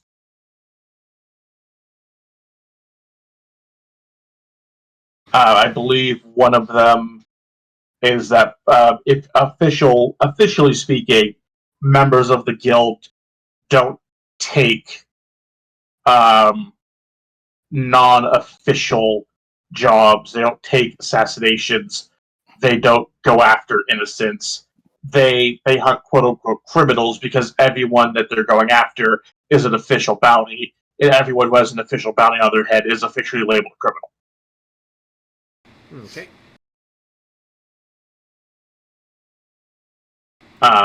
So yeah, in theory, upstanding bounty hunters are part of the guild, and the guild doesn't moonlight, and they only take official jobs for to bring in known criminals dead or alive, and take every precautions to avoid things like killing bystanders and things like that, or collateral damage. In practice, yeah. It's a cute ideal, but a lot of bounty hunters do moonlight for the huts and stuff.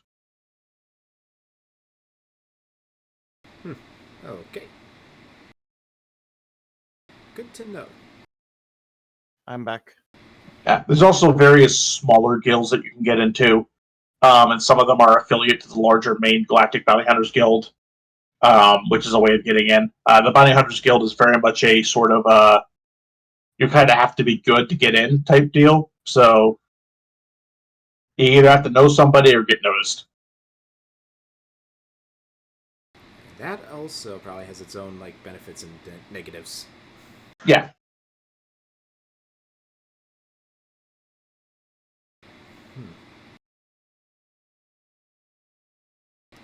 Like I said, considering the background, my character would probably know what those are. Yeah. You also know from your background that if you do end up getting into the guild and working for the guild, there's all the fees and shit involved. Which is one of the big reasons why a lot of people don't join the guild and just stay independent and don't deal with the benefits of being part of the guild and having other bounty hunters call on stuff, because they don't want to have to share a cut of their bounties as fees to the guild, and B, don't want to pay all the other associated kind of member fees. And the annual dues. Yeah, there's annual dues. There's hey, did you accidentally cause damage to someone's bar? Well, the guild's going to have to pay for that, and that's going to come out of your bounty, or at least a percentage of it. Oh, I'm guessing they don't quite go to the point of, well, literally all that your bounty is going into paying for this, and you still owe more. Or do they actually do that? They feel like you caused enough damage. Sort of, yeah. Okay, so you got to be careful and tactful.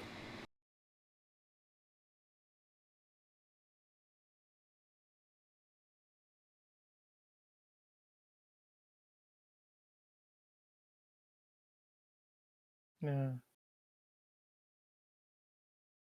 Is everybody back? No, we're not all back. We're all front. Ha ha ha ha ha. Actually, I don't know about Flux. I'm here. I've been here. Okay. All right. And if we are all set, we will continue. All right. That's really all the information I had about the building. So if you want to go back or chase down any leads on anything else that you want to investigate privately on the world before you go back and prepare for your meeting. I don't have anything. I like the idea of a smuggling job, though, that Gil talked about. Yeah. Yeah, if Gil wants to put up some feelers around the bar, or just any other place that he can think of to look. Yeah. How would you like to do that? I would say gather information to try and find the lead. Okay, you actually get some quite a few nibbles. This place isn't called the Smuggler's Moon for nothing. You know that there's a couple different jobs, so I'm just going to break them down into categories for you, and you can kind of pick what kind of job you want to do. There seems to be some people looking to move weapons, a few people looking to move medical supplies, and just sort of the usual. There's some people moving contraband or drugs or other various things that are illegal in one place but not illegal in another place, and kind of fulfilling various kind of gray market needs. The biggest one that seems to be going is definitely there's a the one of the weapons and the medical ones seem to be tied together, despite being from separate sources.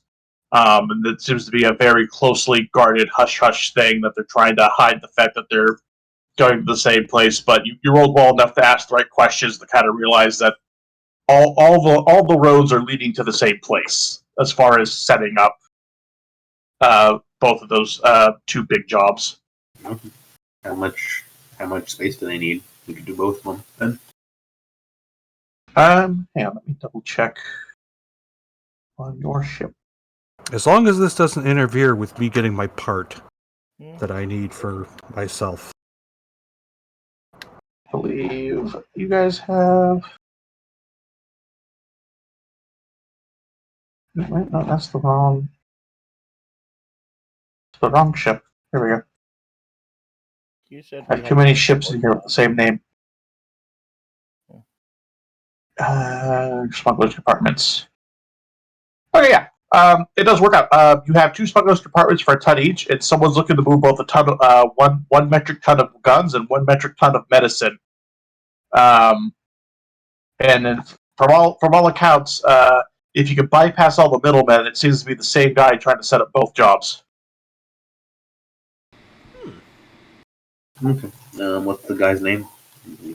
We can't see him now. We can pencil him in for after we're done with our other friend. The guy's name, by sheer coincidence, happens to be Vall. Okay. Local casino owner at one of the top of one of the spires. Who? One of Ward's cousins. Okay, what was the name? Vall. I thought you said Dallin. I was swearing God. No. This is another cousin. Not yet, anyway. Cool. I'll make note of that. Tell the other two. Tell the others. Well, take a shipment of guns and medicine to someplace. A dude called Val looking to ship them. Is it the Vall we know? Probably. I don't know. It's not. Probably. Mentioned he's at a casino. There's hundreds of people, millions of people in Nar Shadar. Yeah. He's as many Vals as our stars. So. Is there any way to contact this Vall now, or be With Gil's role, you can certainly arrange a meeting now. If you want to arrange one for try and arrange one for either before or after your obligation with the separatist guy. We should arrange it after. Currently, we don't know what business we're going to be getting up to at that meeting. So Yeah, best do it after. tomorrow? We do have 2 days on the. we can schedule it after everything is done with our separatist friend. Okay. Lane, there's no knowing what happens at the meeting with the separatist. Fair enough. I say we head back to the ship, and then once it's time to go, take him to the meeting. I'm gonna. All right, you head back to the. Kiri, Back- I was gonna scope out the building. Oh yeah, we already did that. we Yeah, you already scoped it up. Yeah, sorry, forgot that for a moment. Let's do this. Okay. I'm just gonna do. Has he dressed up for it? Does he have? I mean, he doesn't seem to have like taken the time to really change into a different outfit or anything, but it seems clean. Mm. Right. Not for nothing. Like the outfit he's been wearing, It's pretty fancy. it's actually like a pretty high end. Yeah. When we get to the ship, I want to tell him what we learned about the location and see what his reaction is. He nods and says, our previous in-person dealings more or less reported similar findings as far as the outward appearance and security of the place. I know the interior is also somewhat cramped on the first floor.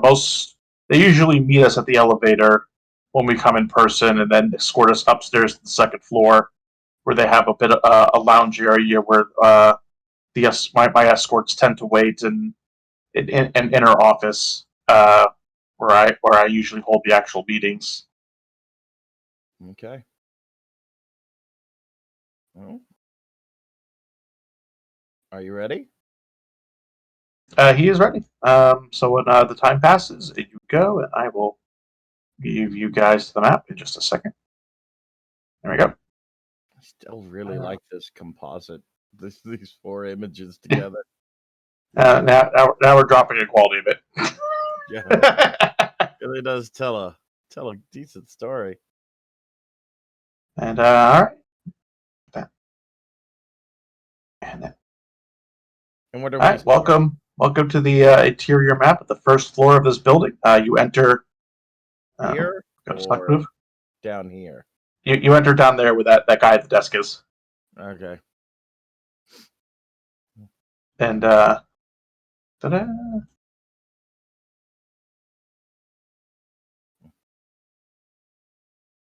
I'm not going to put my character down unless you want us to. No, if people don't want to, I'm just going to use him sort of as a indication of where things kind of move along. Mm. All right, so you come up to the receptionist. Your employer here kind of does all the talking. You just kind of go straight up to the desk, and he says, "Hiram Dos here to speak with your boss."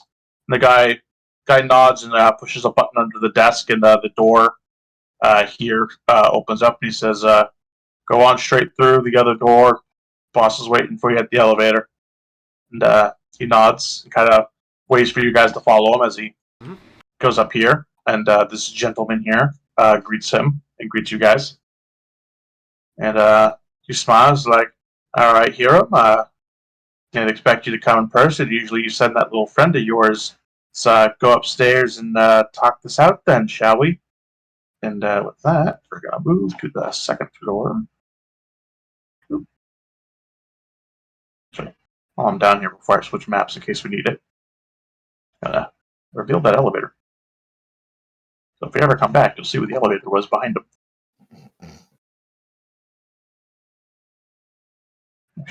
What? Yeah. Hang on, I have to reveal.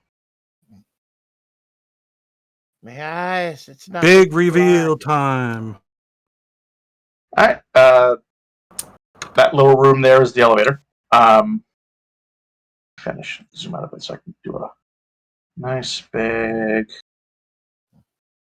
There you go. Kind of give you an idea of what you saw from the outside. Kind of the rest of the building.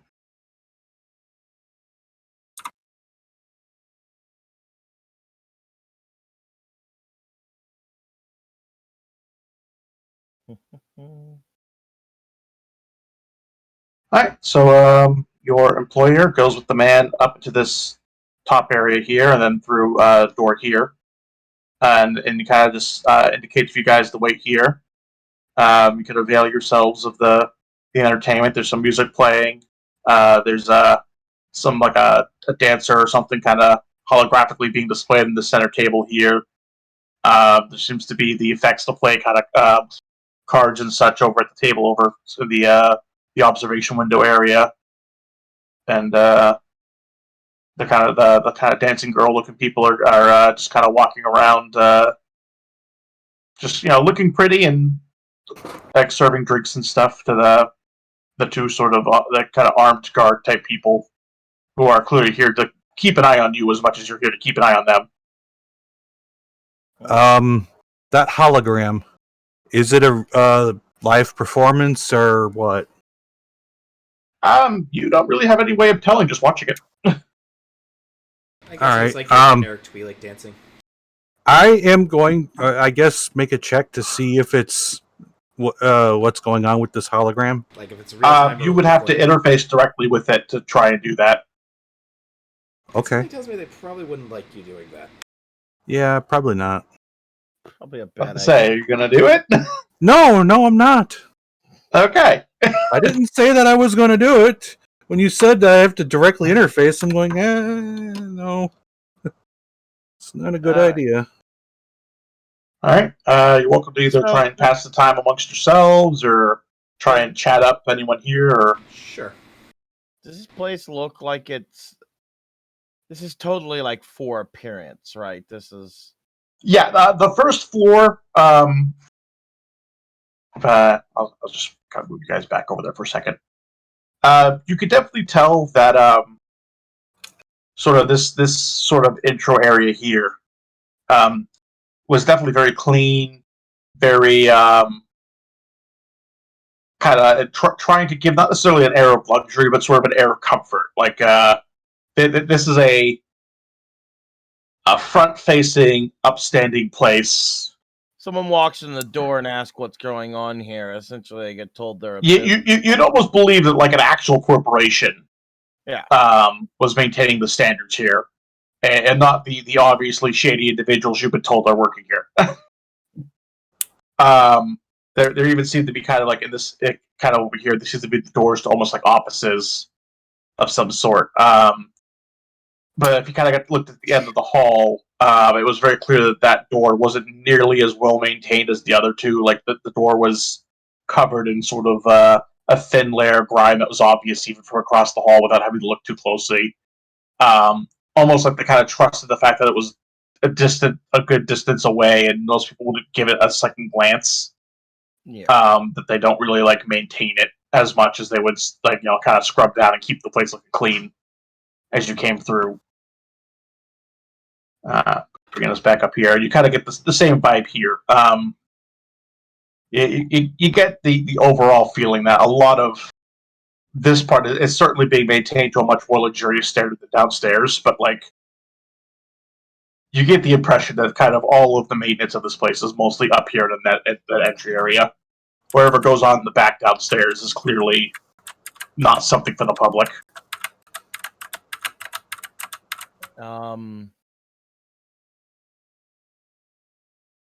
So the stuff that's not quite on the up and up, which I think is pretty much standard on Nar Shadar. Yeah, this is a place that's kind of like what Neotech said. It's giving the appearance of being an official sort of corporate looking operation, but you already know from having spoken to the separatist guy that these people are just straight up just sort of shady backroom fuel dealers at the very least. And who knows what else they actually do. Looking at the bar area and the staff, can I take like 5 minutes, I guess, to see if like they're bored? Have they been essentially standing around long? Does the bar look disheveled and unused, or give me a perception check. Everything look messy because they're constantly used? Give me a perception check. Okay. I should have took perception, but I didn't. To your eye, it looks like it's not necessarily used every second of the day, but it has a used look to it. Like this is definitely a place they entertain guests. to some level of regularity. The girls definitely seem more at ease, just kind of hanging around. While the guys are, they seem a little more on edge, but they're drinking their drinks and they're they're not like sat there with their hands on their guns or anything, but they are openly carrying blaster pistols on their hips, and they are clearly here for security purposes. Also, for the record, I would have, when we went back to the ship, I would have picked up a blaster pistol and belt with a couple of fuel packs just for appearances. I forgot. Okay. Does anyone else want to try and look around, or Yeah, I'll look around. Yeah, do anything in just particular? Mostly just keeping an eye on the guards, the guys with the guns. Yeah, same. So it's just like keeping an eye on the people with the guns. Like, Okay. yeah. Do they look? You said they look on edge. Do you mean that they just look more at attention, or do they look like they? Yeah, they look like they're here on a job and not to relax. But the girls look like they just like go. Okay. Yeah, the girls look much more like this is just what they do all day, every day. They're used to this. They're not They're used uneasy. to essentially just standing there and looking pretty. Yeah. Okay. And I'd say at this point, about 10 minutes have passed by since you've been left alone in here. Seeing as we didn't know really how long this was going to take, oh well. Not like we're... All right. Can I get a quick perception check from everybody at this juncture now? Oh, okay. Okay. I have to go over here and listen in, but I guess it doesn't matter now. 24. Not bad. Okay, and I'm just gonna... I only got an 11. I'm gonna roll a couple things here on my own in the back. I'm trying to put blaster pistol stats in. I forgot to do it because I'm a dumbass. What's the negative? It's a -5 to try and shoot a gun if you're not trained, right? I believe so, yeah. All right. Those of you who roll a 20 or better could have sworn you heard a blaster shot. But no one else seems to react. And then not long after, this guy kind of walks out on his own, and just kind of see you standing right there. Just kind of looks at you and says, "Our business is concluded." Okay. Well then, And he suggests that we leave right away. Yeah. We shall speed walk alongside him. yeah. Yeah, I'm gonna flank him and take up a position. I'm gonna just kind of travel with. Hang on, I need a. There's a D4. Here's a D4. I'm gonna roll a D4 here, one quick. Hey, where's my type? All right, and we're walking and we're smiling, and all right, so and absolutely nothing you strange get happened. to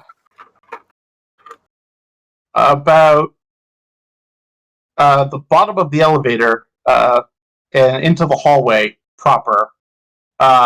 When all of a sudden an alarm starts to ring. Well, That can't be good.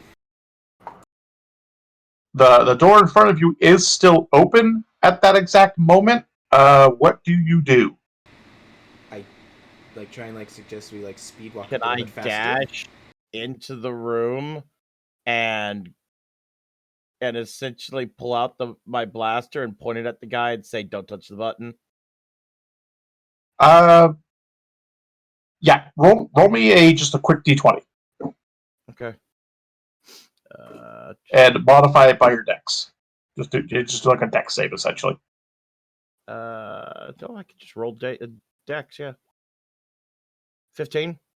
Okay, you just get through and point a gun at the guy's head as he's reaching for the button, and he kind of stops like mid-reach. Alright, so I'm down here now. Yeah.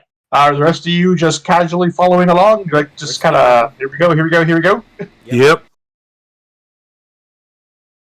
All Doing right, our bodyguard protecting while still I'm doing what I can to keep kind of all right, rushing. and with our client. he comes through. I almost grabbed all of you there for a second. He just kind of comes through, looks at the receptionist. It simply says, don't worry about that alarm. It'll all be resolved momentarily. And walks out the front door. And if you all follow, you have just barely managed, through sheer luck and my rolling dice really poorly, managed to get through the door before they could actually react and start a fight. Yep. Yay! As you are walking down the street, the top floor explodes. Oh! Ooh. As I'm exiting, I'm keeping the gun trained on him and then leaving. Yeah. While we're walking with the guy.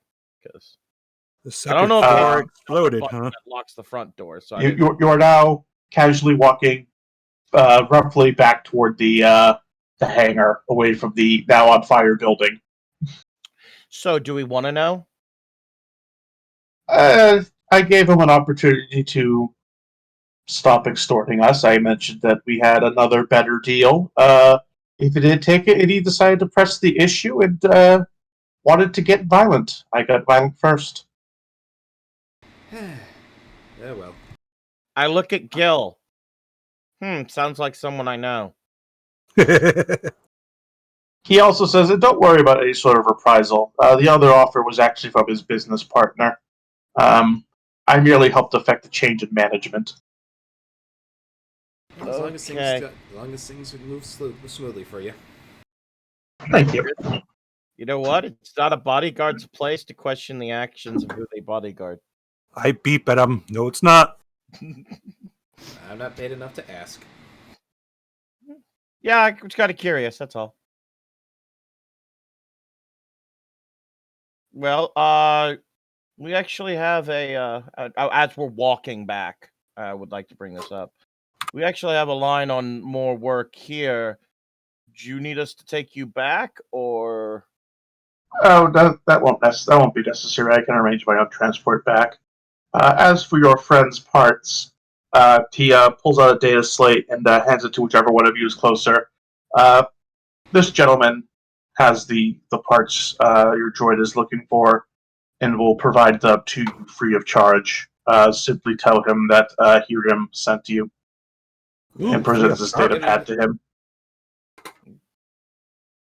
Yes. Hiram.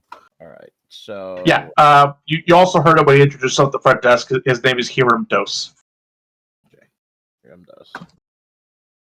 I will write that down because he is now our connection to more work on that moon. Because I kind of like this dude. Doesn't take shit from nobody, apparently. Hiram Dose. SE separate. TIS separatist leader, as far as I would concern. As far as you know, he definitely seems to be the guy calling all the shots of the operations you've seen. Separatist leader for droid moon. Okay, that sounds good enough for me. Well, we take him back to the hangar, of course, but on the way, well, I wish you luck in and I hope we have proven ourselves, at least being able to do a job that we are tasked to do. If we come by, are we still open to more work? Of course, I always appreciate working with people who understand and appreciate discretion and boundaries. Even those who might have preconceived reasons to not work with someone like me, he says, staring straight at you. Uh-oh. My hand out. I'm going to put my hand so. out for a handshake. Yeah. He shakes your head and kind of almost very cheekily, like holding back a laugh, says, "Very well then, may the force be with you," and walks away. Oh, With God. you too. He goes to like a nearby taxi stand and gets a taxi. No, I already knew. I already Yeah, knew. no. He made his perception check the first time he meant to notice your lightsaber. Yeah. I did mine to notice if he noticed me, and it was like, yeah, we both know. We both know each other's no. It's just a matter of who's gonna say it first. I love that. Yep. I kind of wanted to say something, but nah, he's gone already. All right, that was great. I loved that. I love the way that meeting ended. May the fourth be with you because I drank the fifth. Alright. Now we're back to our generic map here. My God, that was great. Well, let's head over and get my part. Mm-hmm. Yep. Alright. The actual place isn't very far from the spaceport. It's just honestly just a few minutes down. You go and there's just sort of a Once we get back to the ship, I want to up our day, our rental by a week, if you don't mind. Just transfer more credits. Is that how it would work? yeah, you can just pay for the extra days to put it up by a week if you want. Yeah, I want to do that. Want to make sure we have this spot for a little while. I think we're going to be staying for a little bit. Okay. Yeah. I will point out that the payments do extend after do continue your reservation after you leave. Yeah, I know. So you can essentially rent the place. You can also set up essentially a recurring payment if you want to a bank account if you have one. Yeah, no. Which we do not. Yeah, which I don't think any of you actually have. Well, I don't believe any of you currently have accounts with the Galactic Banking Center. Well, I was also thinking of if we do take a smuggling job, it's nice to have like, oh no, our ship was here this whole time. What are you talking about? Like, Some way of couldn't having an have popped- alibi.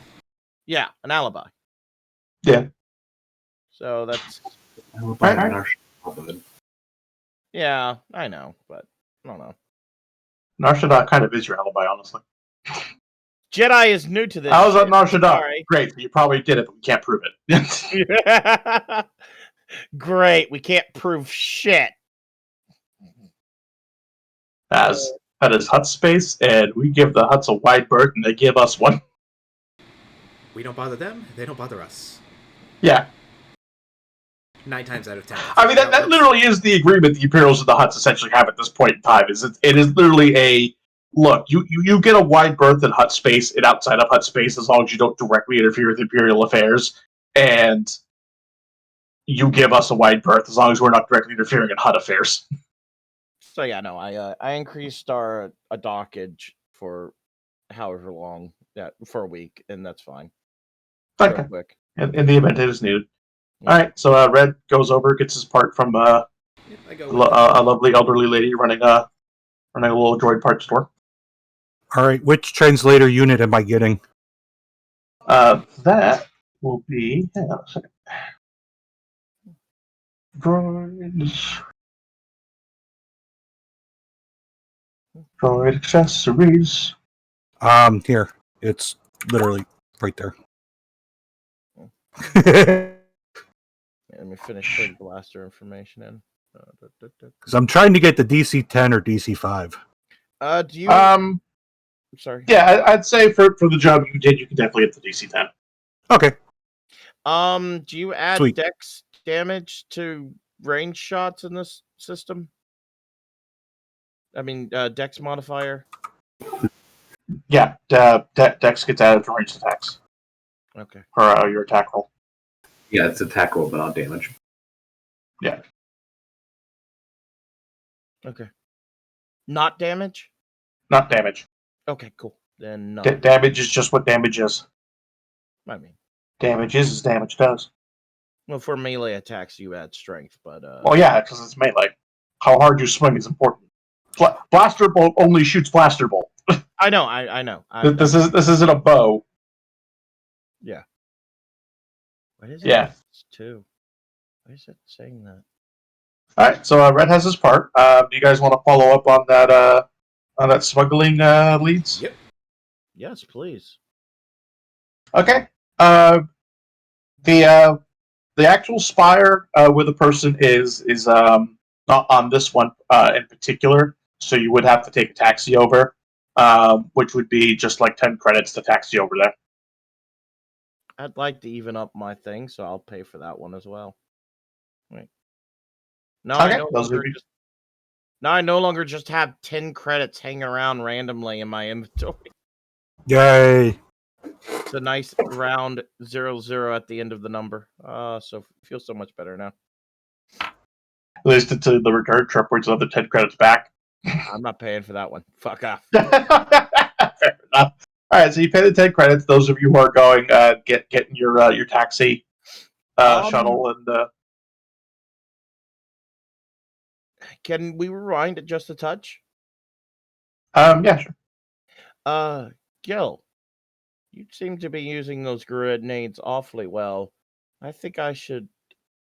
While I can't shoot a pistol with a damn, I know full well I could toss some explosive charges pretty far and pretty accurate. You know, if you can chuck a rock, you can chuck a grenade. Do you think you could, on this mostly lawless world, find us a source of such explosive things? Not gonna lie, I think Gil's swimming enough grenades. You could just spot you some. Yeah, we can probably find a shop somewhere. Yeah, there's probably a grenades arrest nearby. Yeah, I don't think he wants to give us give any away any. No, he of his doesn't want to give grenades. us his grenades because he's working on this. I steal the grenades and they somehow do, and that's my luck bonus. Or I don't know, but I feel like I need to get some. It's with that in Fair mind. enough. Is there such as a thing as a grenade that will, like a magnetic grenade that will stick to metal, or a sticky one that will stick to things? Off the top of my head, I'm not sure. I'm sure there's one in one of these books. Probably. I can't imagine the idea of That's something we can look getting into lost between in time. sessions. Yeah. I don't really want to go digging through the book looking for a specific type of grenade that I'm not entirely sure where to even look for it. Fair enough. I imagine the idea of a sticky bomb has probably not been lost in time. Yeah. Anyway, is there anything else you want to do before we skip ahead again to the? No. I Yep. wanted to. This is not something I would be talking about in a taxi. So it's something while we were like either walking around or on the ship. Okay. All right, then you go ahead and now where's my token number? There we go. All right, so you go ahead and you take the ride to the casino, and I'm just going to do something here. Stupid, but it's draw shape. Okay. Let me know when we have time to go back to the ship. Okay.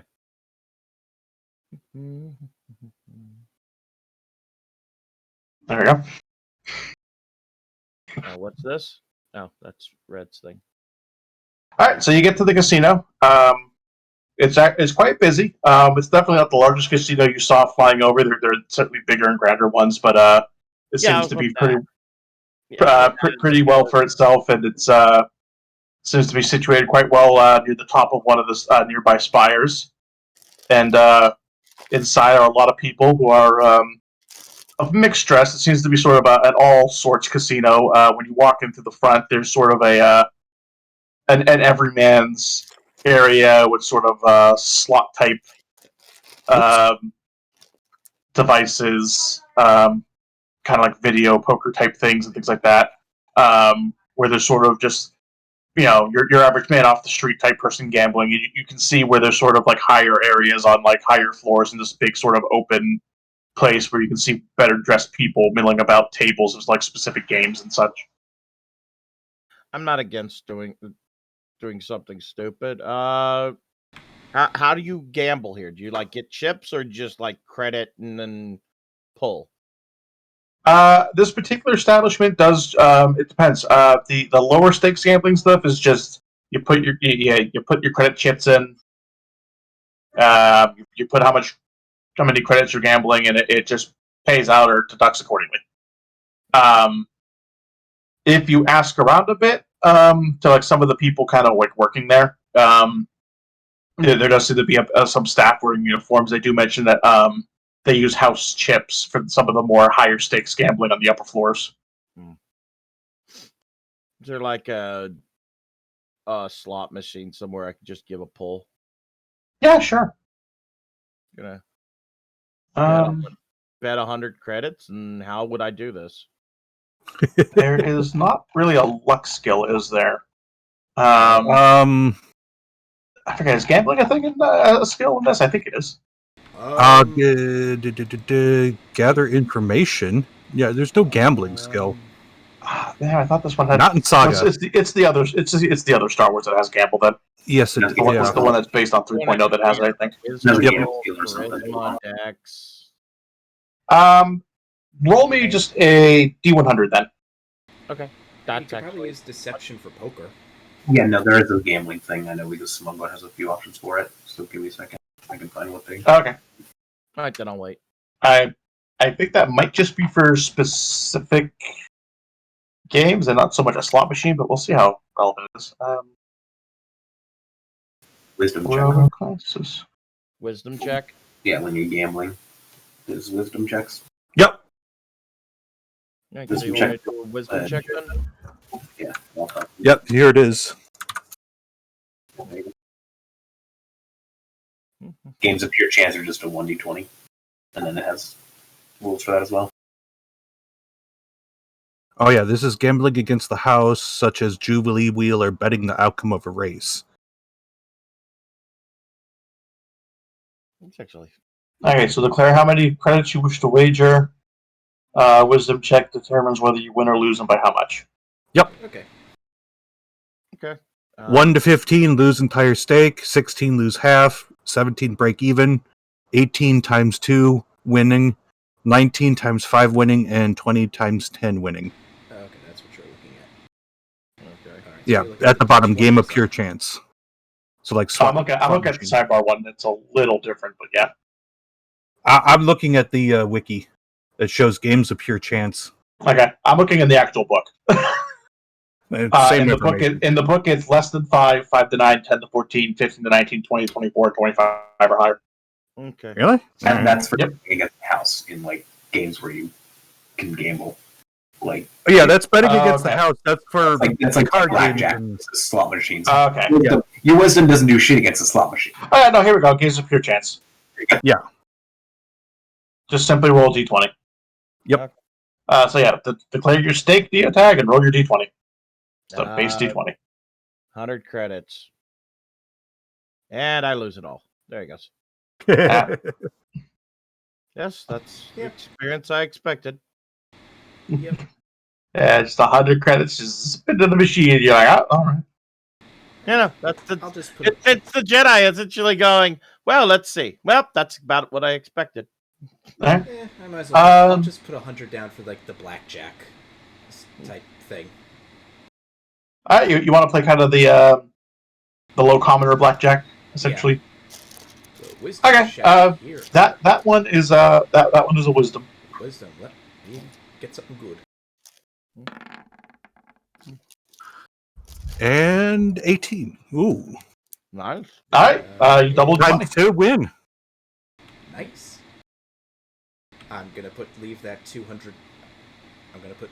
Okay, so basically I won $200, so I got 300 total, right? Yeah, you basically win 200 at Pazak, which is essentially the Star Wars version of All right. blackjack. And no, it's not 300, it's just 200.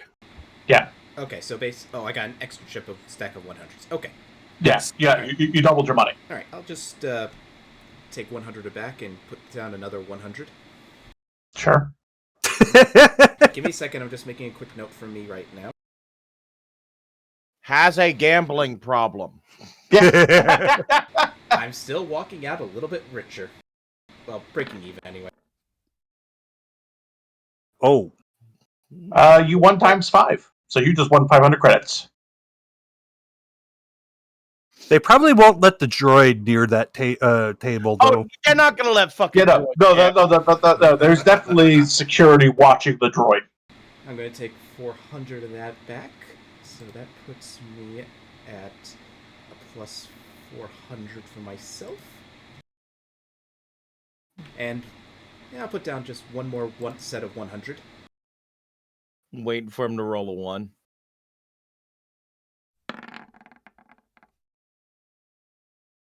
And you lose. Lose half of the stake. You lose everything. No, it's just I rolled a 6. Wisdom check. Yeah, it's half. Yeah, that. On the one I'm seeing, 1 to 15s lose everything, 16s lose half. You're 17's break even. No. Pure chance. Oh, yeah, no, I'm looking at the wrong one again. Yep, okay. Yep. Yeah, lose half. All right. Keep looking at the wrong one. Well, I take my 50 credit back and just walk home. Right. I did good. Unless Gil I wants see to Blythe, get... that's how you do it. Well, luck is also a skill. Unless Gil wants to do a gamble, I think we need to. Is there like a receptionist area? Is there a place we can go for information or something? Yeah, no, you can ask any of the people working, or you can ask the reception. Now that Flux is back, we can try and find this man who I've been turning into a dapper version of our friend.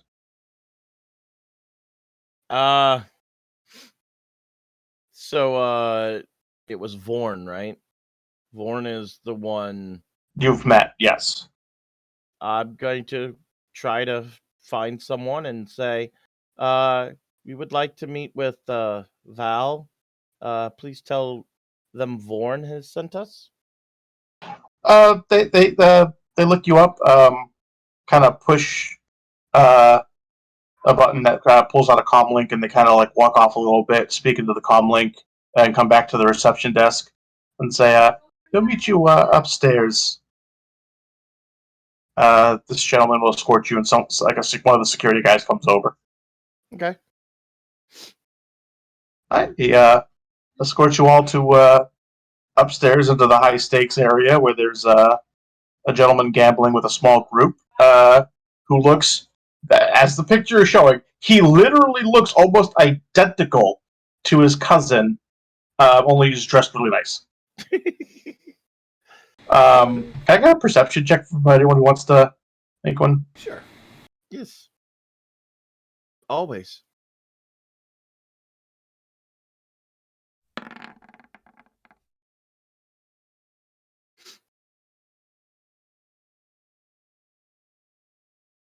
Kiri, you notice he doesn't just look identical, he is identical. So the rest of you just notice a very strong family resemblance, except for R2, who's just like, he kind of looks like this, I guess. So basically, it's like. All the meat I don't know any. I don't know the difference between a So damn. by that, Yeah. you mean like it's as if like Everyone who rolled 50 to 20 sees an uncanny family resemblance, but you kind of shrug it off. R2 just kind of notes that, oh, that's neat. Look, of course they get similar to their family. And no, Miri's just like, no, this you're just a better groomed, better dressed Vorn.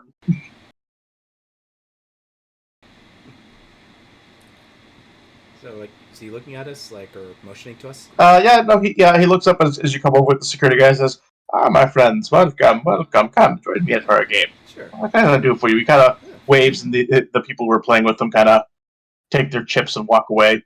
And as those of you who sit down, some people kind of come over and give you sort of complimentary chips. Okay. So we're playing a game as an introduction. I like this. I kind of chirp, just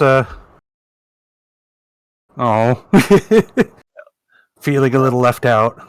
Number one, Vorn sends hello.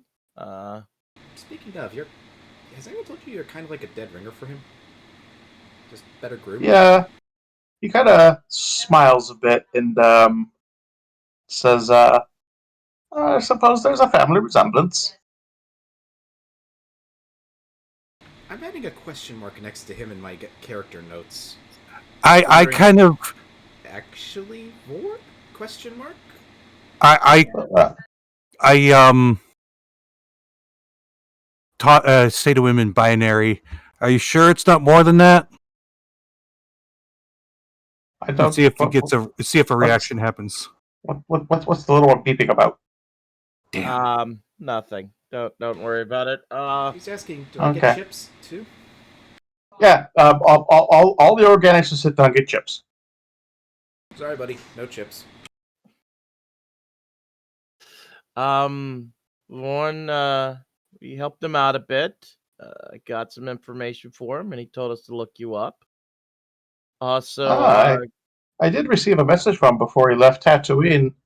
I suppose you're the ones who helped him with his information problem. Yes, that would be us. Interesting. Well, what can I do for you? And he kind of starts dealing out the cards. I'm gonna do a perception check as he's doing that. He's like palming cards. Is it or anything like that? No, he just seems to be dealing perfectly straight. I couldn't tell shit anyways. Yeah. Nope. I'm Um, assuming he's counting it and that he's mentally counting it. I don't remember if did Gil ever tell us that the two bounties were coming from the same person? Or was that information Gil figured out on his own? Here you have cargo that needs moved. We've got a ship that needs moved as well. So I see. Our I ship, see. we can make a drop. But just I'm not as young as I used to be. I do get forgetful, and I'm a little curious. Exactly which cargo you're looking to move? I got a few jobs lined up.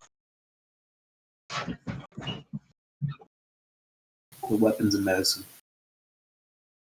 He kind of stops mid-deal a moment, and then kind of gets a cheeky smile as he continues again and says, "You figured out both of those are me, huh?" Yeah. Where do you need them moved? How much? Interesting. Well, since you helped out my cousin, and you did the extra legwork to figure out that both of these jobs came from me and cut out the middleman just came to find me, let's say I'm willing to pay, kind of run some quick head math a moment and says, I'm willing to pay 15,000 for each. So that's 30,000 for the whole shipment. And I need that shipped out to Mon Calamari. Okay, which one is going to Mon Calamari? Was that the guns or the... Both of them. Oh, both. Both of them. Yeah, that's how Yep. how Gil figured out that they were coming from the same person. Yeah, it just broke up a little bit on my end. No worries. Would we know anything about the state of Mon Calamari right now? That, I believe, is a galactic lore check. Okay, I actually have that trained amazingly. same here. Do I have galactic lore? I don't remember. Do we risk getting shot if we step foot there? I got that unskilled. That's great.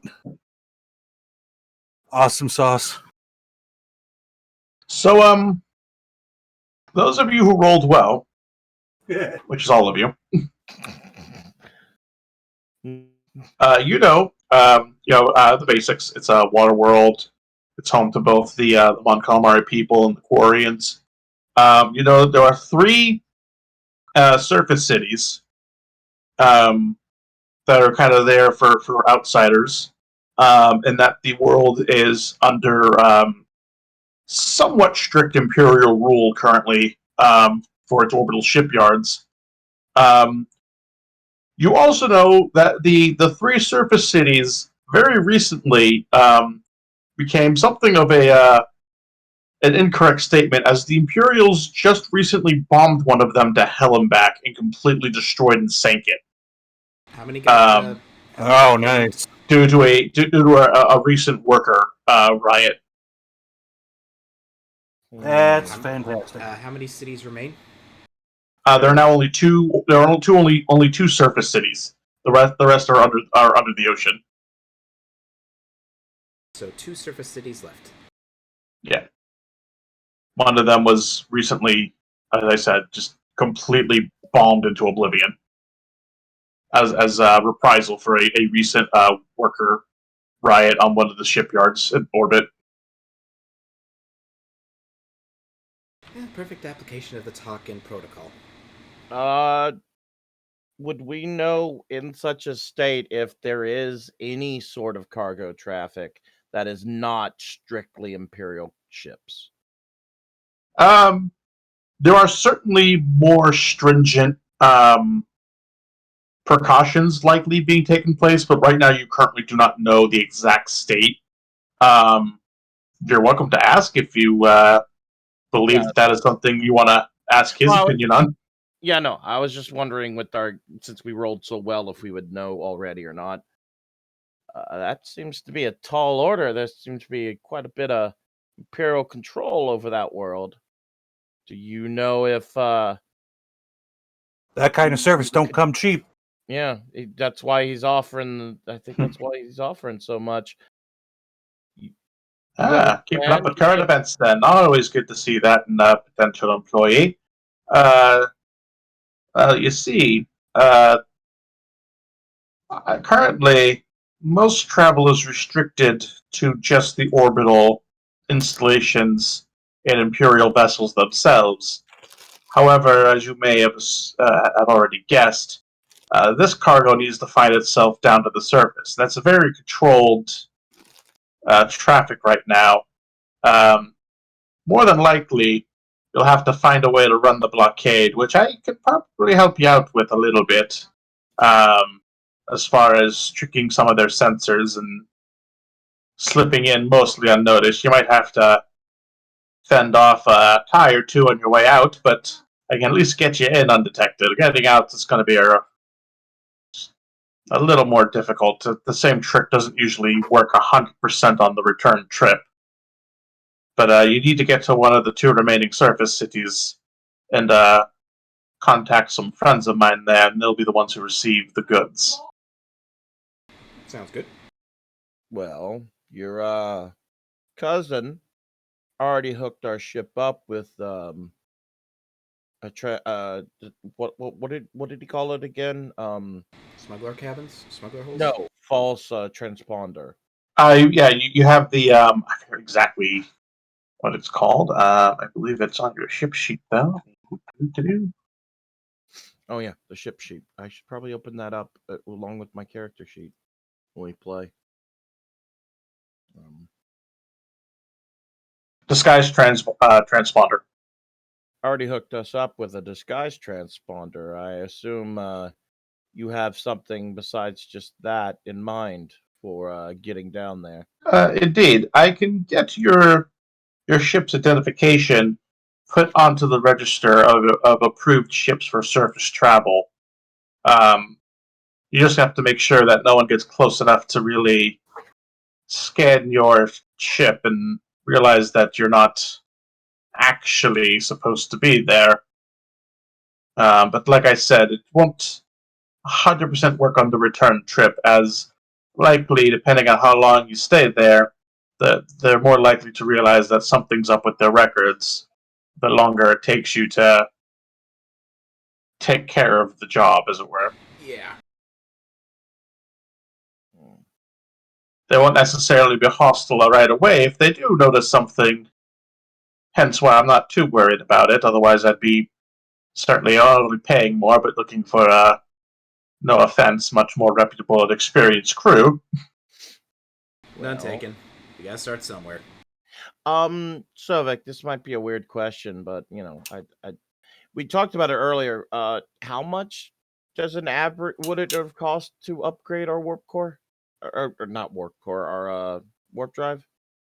I mean, technically, I actually don't even have that book downloaded right now, so I couldn't even look it up for you. Oh, okay. Do you need me to upload up all the books to? No, I have the big book. It just doesn't have Starships of the Galaxy. I have to. I lost my link to the Trove. and I haven't gotten around to reacquiring it. The Trove's website got changed again. That would also hinder my attempts at finding that anyway. So I could look that up for you after the session deal, but I do believe it was A, pretty prohibitively expensive. B, you would need more space on your ship to do it we talked than you about have. getting rid of some cargo room for it.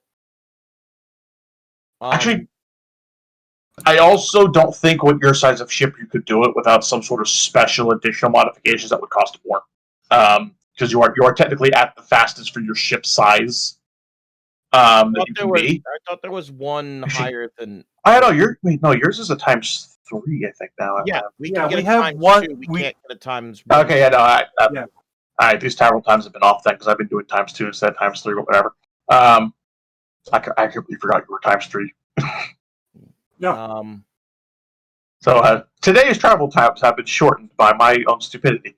I can look into that for you after the session. Okay. Sometime during the week. Would it be around what he's offering to pay? Do you think? Probably not. Not with the sort of illegal aftermarket things you're looking to do. Okay, never mind then. Well, pay certainly sounds good, and you seem to have confident in this plan. What about the rest of you? What do you say? Sure. Sorry, who was that? Me? Oh, okay, sorry, You're Red. just very far from your mic. It sounded like for a Yeah, it second. was like, sure. Yeah, I am. It's like that was indistinct voice of approval. Yeah. Yep. Yeah, sorry. I doing a couple things while doing this too. Yeah, that's fine. Well, Gil, you seem to be our expert in these matters. What do you think? Sounds like good money. We can run the blockade. So you're definitely you think it's a fair risk?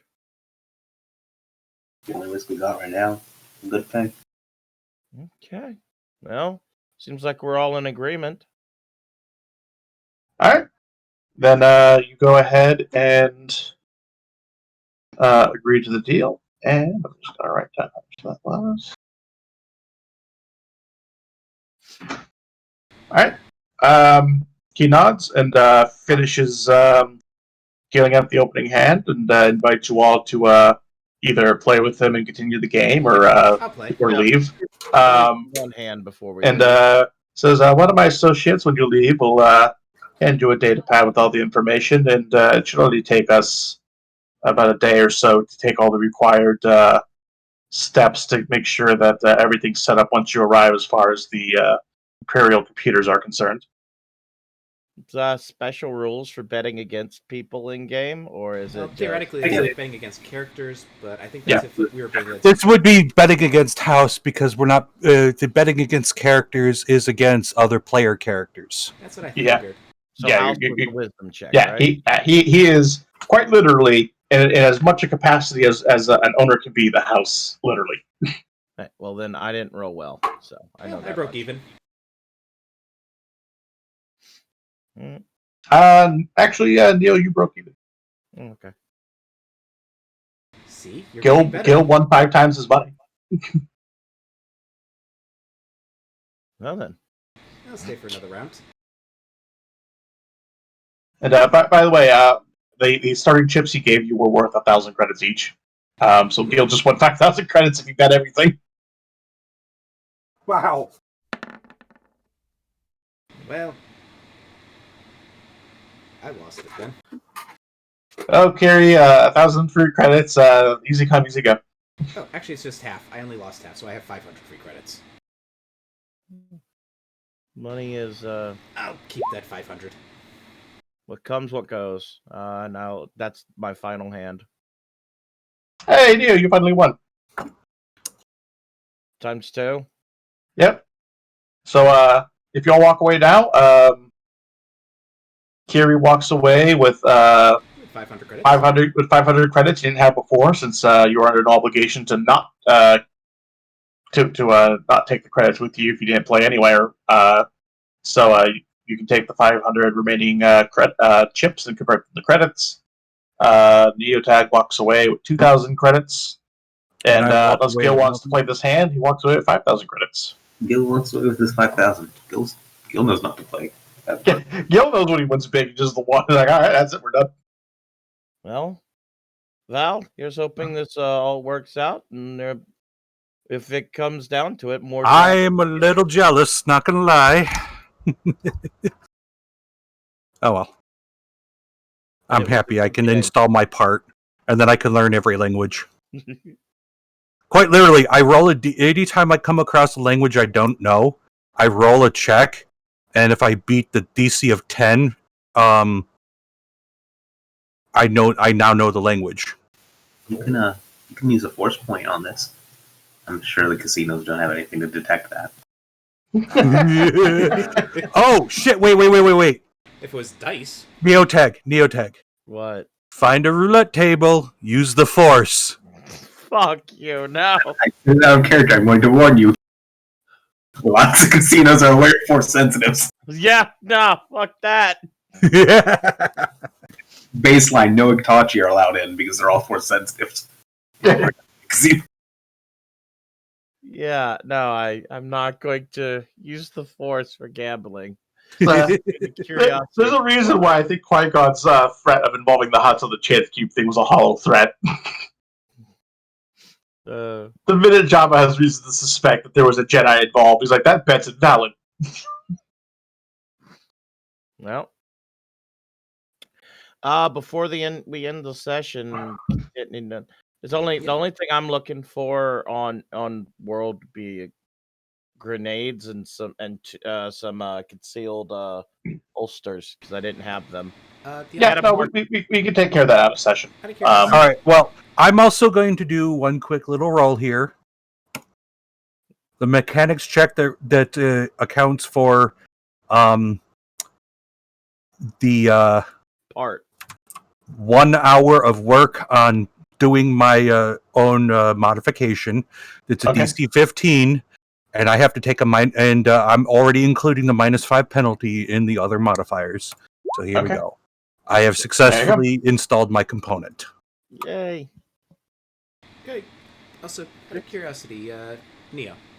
What? Your character, does he have just robes, or does he have like the equivalency of jeans and t-shirts? I tend to walk around in just equivalent of jean and t-shirt, but with like a heavy cloak.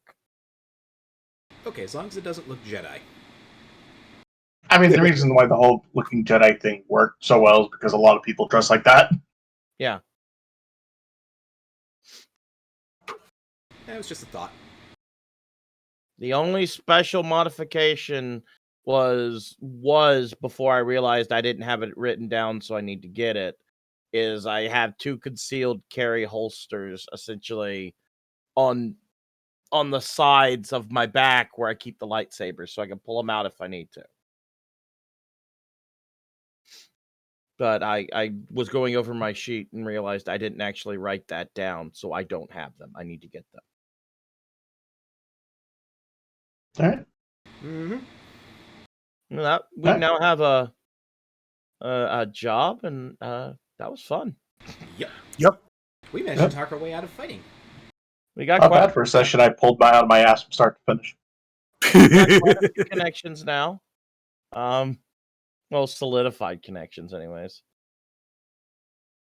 Yeah, I'll probably ask you in the chat between sessions, the 5 bounties I picked up from the Imperials thing. Yeah. When I get a chance to sit down and hammer those out, I'll let you know. Yeah. Okay. All right. Well, if we're done, I'm going to take off. Yep. All right. I got a few things to take care of. Gotta head off as well. You're ready for bed?